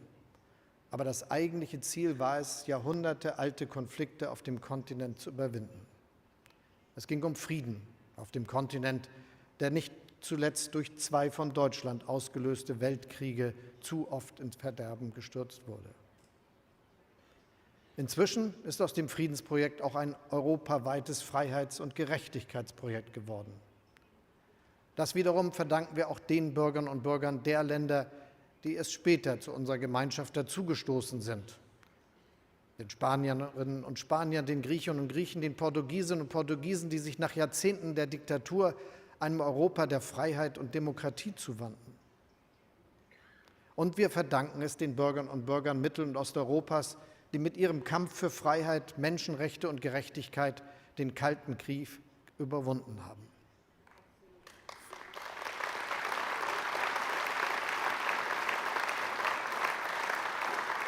Freiheit und Demokratie sind unser erworbenes Erbe, unser gemeinsames Erbe. Gerade jetzt, angesichts der erneuten Bedrohung von Freiheit und Demokratie, die wir im Osten unseres Kontinents erleben, spüren wir diese Verbindung ganz besonders stark. Das ist der vierte Gedanke, den ich mit euch teilen möchte. Wenn mitten in Europa von illiberaler Demokratie geredet wird, muss uns das sehr beunruhigen.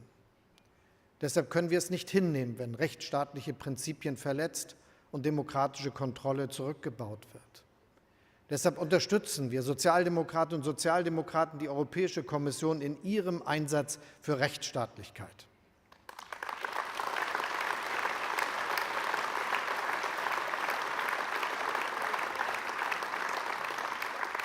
Liebe Freundinnen und Freunde, Putins Krieg fordert die soziale Sicherheit und den gesellschaftlichen Zusammenhalt überall in Europa heraus. Denn er setzt Energie als Waffe gegen ein freies Europa ein. Wir müssen unsere Gesellschaften in dieser Krise zusammenhalten. Ich habe das mit einem Satz zusammengefasst: You'll never walk alone.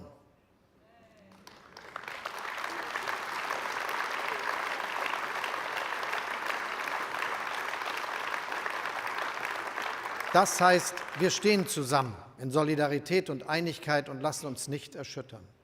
Gerade jetzt müssen wir den sozialen Zusammenhalt stärken. Ein Kernanliegen der europäischen Sozialdemokratie. Als gemeinsame Antwort auf die Herausforderungen von Inflation und steigenden Energiepreisen brauchen wir, wie es unsere gestern verabschiedete Resolution auch fordert, einen europäischen Pakt für bezahlbare Energie und sozialen Zusammenhalt. Ein wichtiger Baustein dafür ist das, was wir gemeinsam in der EU durchgesetzt haben, dass Zufallsgewinne in der Krise abgeschöpft werden und dass wir dadurch Bürgerinnen und Bürger und Unternehmen direkt entlasten können.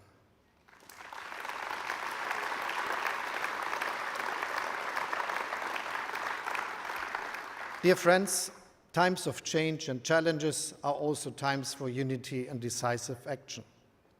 We are the largest political family and the one with the longest tradition. Together, we have the best chances of shaping and improving Europe.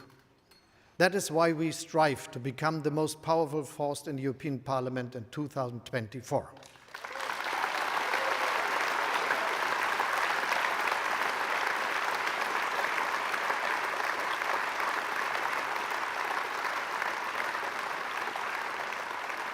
There is one person who played a big part in this success story, a true European and an experienced political leader. Thank you, Sergej, for your outstanding job over the past 11 years.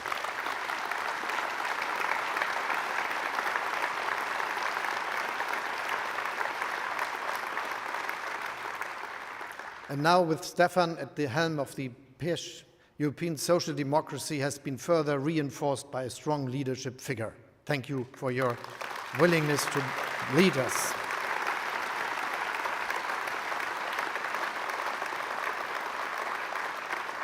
Our movement will enhance its claim to participation in the shaping of a just, sustainable and social Europe in the years to come. Stefan has not only rendered outstanding service as the Prime Minister of Sweden and Chairman of the Swedish Social Democratic Workers' Party, he has also been the driving force behind a lot of European achievements. The Social Summit he initiated in Gothenburg in 2017 gave the European Pillar of Social Rights the decisive impetus, paving the way for a fairer European Union for everyone.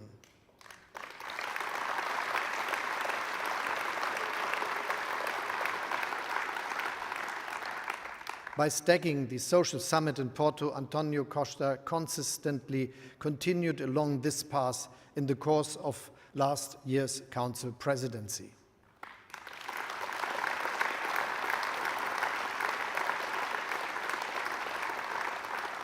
Let me conclude by mentioning a central task that is crucial for Europe's future. We must forge ahead in achieving equality between women and men. Gender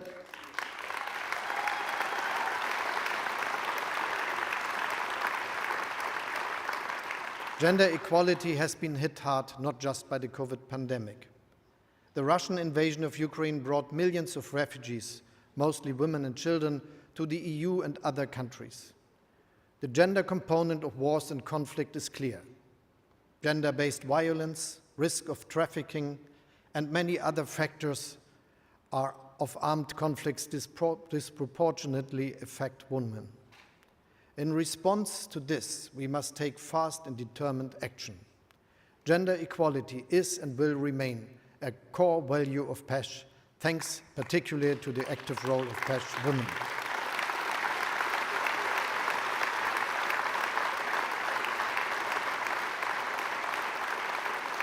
It is you who have put these topics high up on our agenda, and I hope you will carry on. Women and women's rights need to be a part of the solution developed to counteract global challenges. I vouch to you that our political family will have the drive to securing and advancing gender equality in every possible way.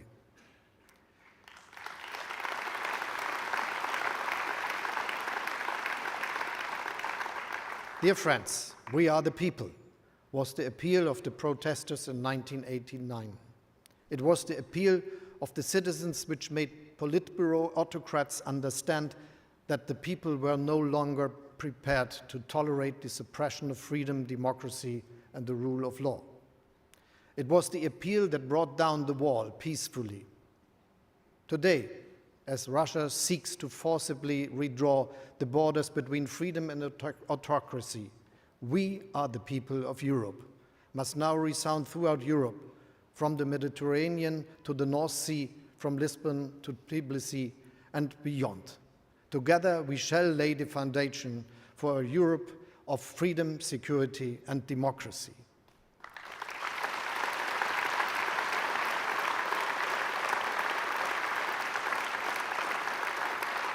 This is how we can protect and defend Europe's values, both internally and externally. Europe is our future, and we shall shape this future with courage. Thank you.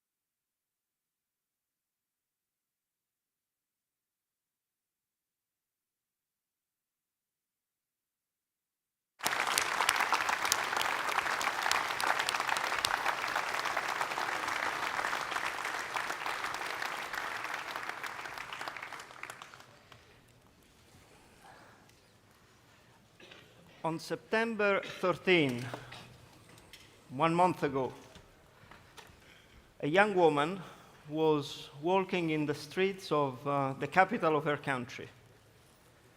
She was 22 years old.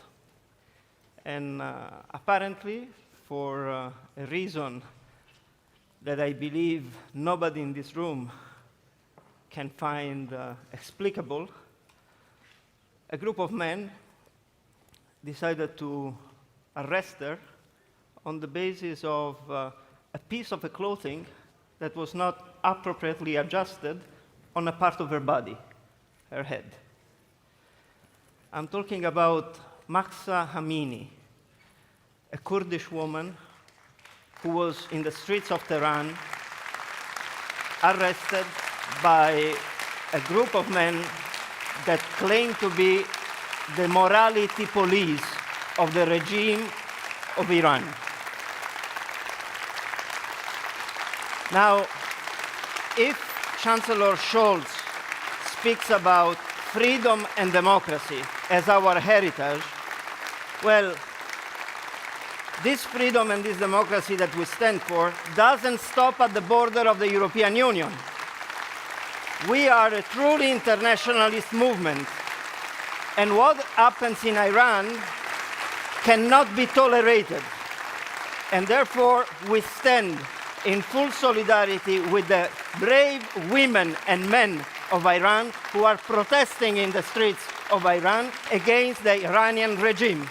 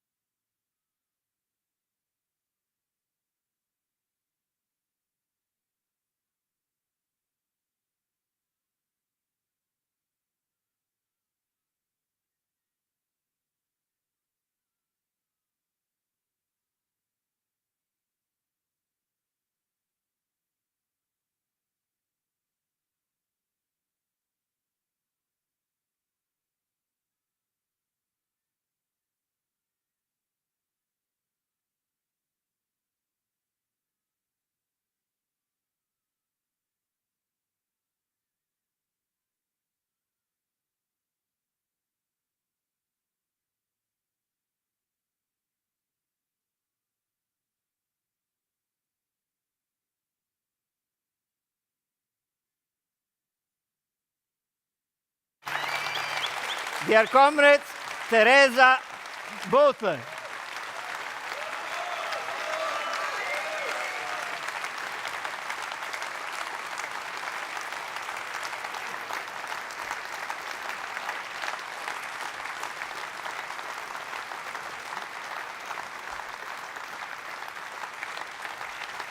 Teresa is a true internationalist because also of her international background.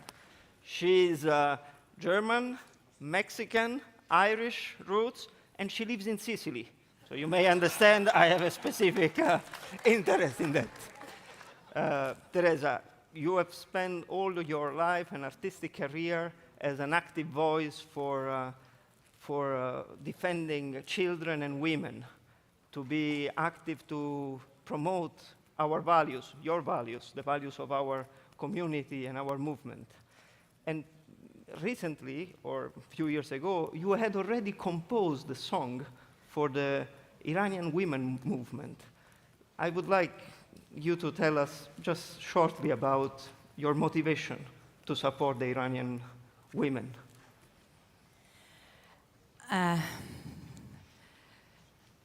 I think there are some things we just need to know about. There are some things we need to hear.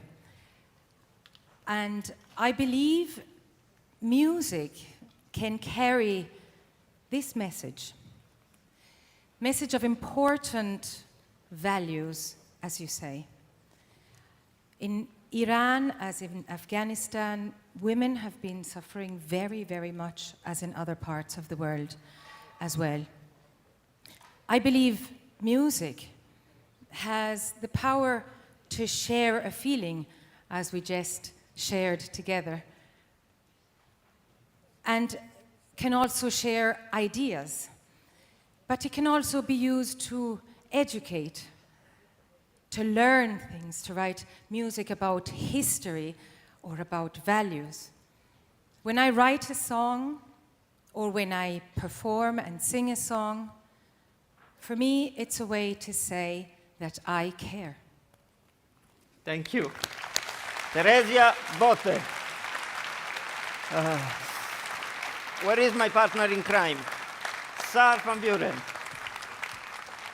I think we are at the closing moments of our very important and beautiful Congress that took place in Berlin, and it is the moment maybe to call on stage again, for the last time, to close these 2 wonderful days, after this a bit emotional moment, I must say, our new president of the Party of European Socialists and Democrats, Stefan Löfven.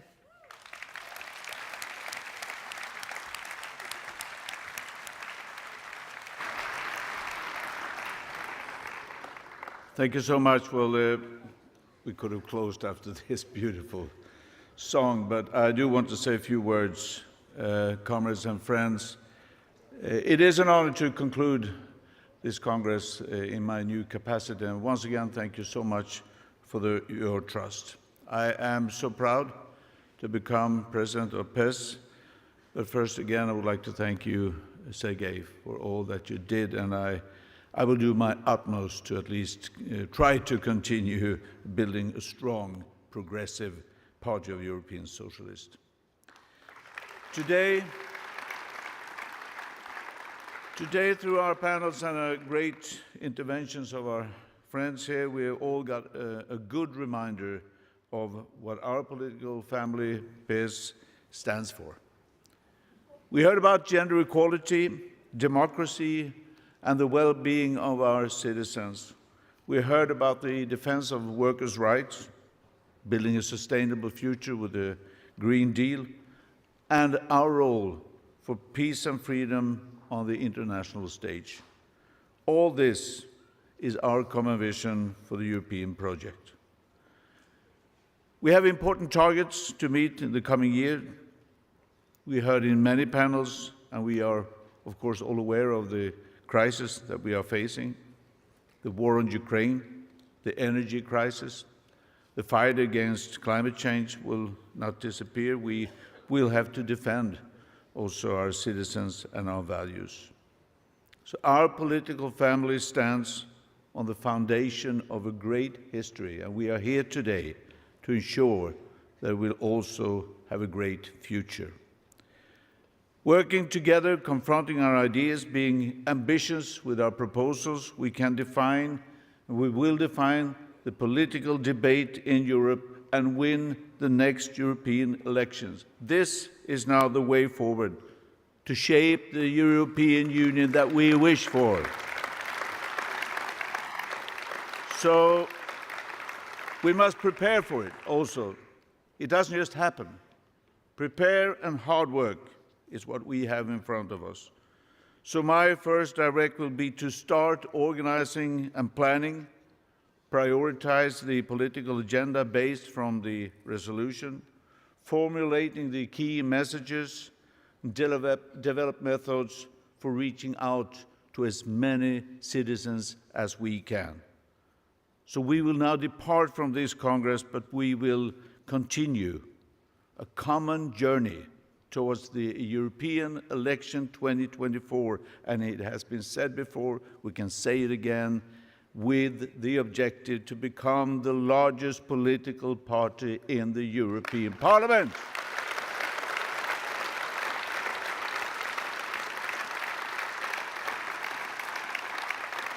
I'm looking forward to work with all our members, but I'm also looking forward to work with the PES staff. I want to thank you all, the staff, for all the work you have done for organizing this successful Congress. But thanks, yes.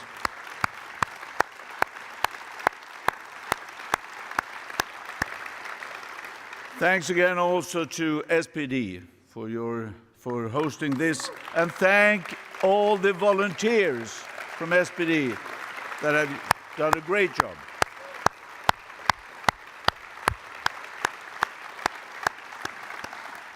So lastly, to conclude, dear friends, as Party of European Socialists, we have the principles, we have the ideas, we have the movement.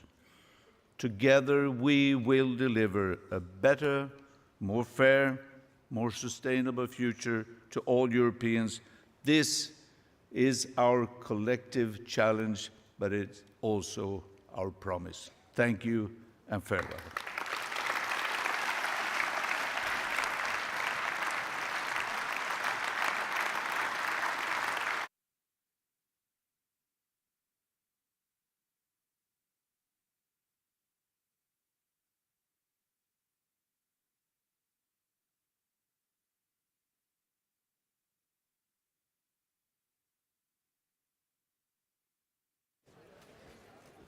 We close it? Yeah.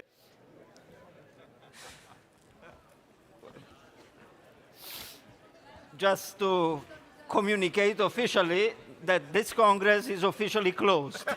And you're happy to come on stage to take pictures, all together.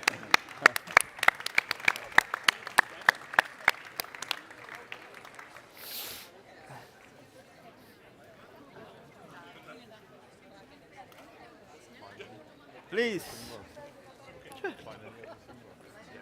Franz. Dov'è Enrico? Franz missing. Franz. Borrell. Yes. Yeah, well, everybody. Please. Everybody. Photo. Franz. Pepe, Franz.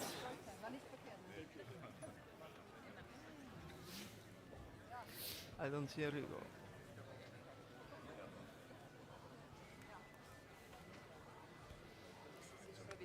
Improvisation.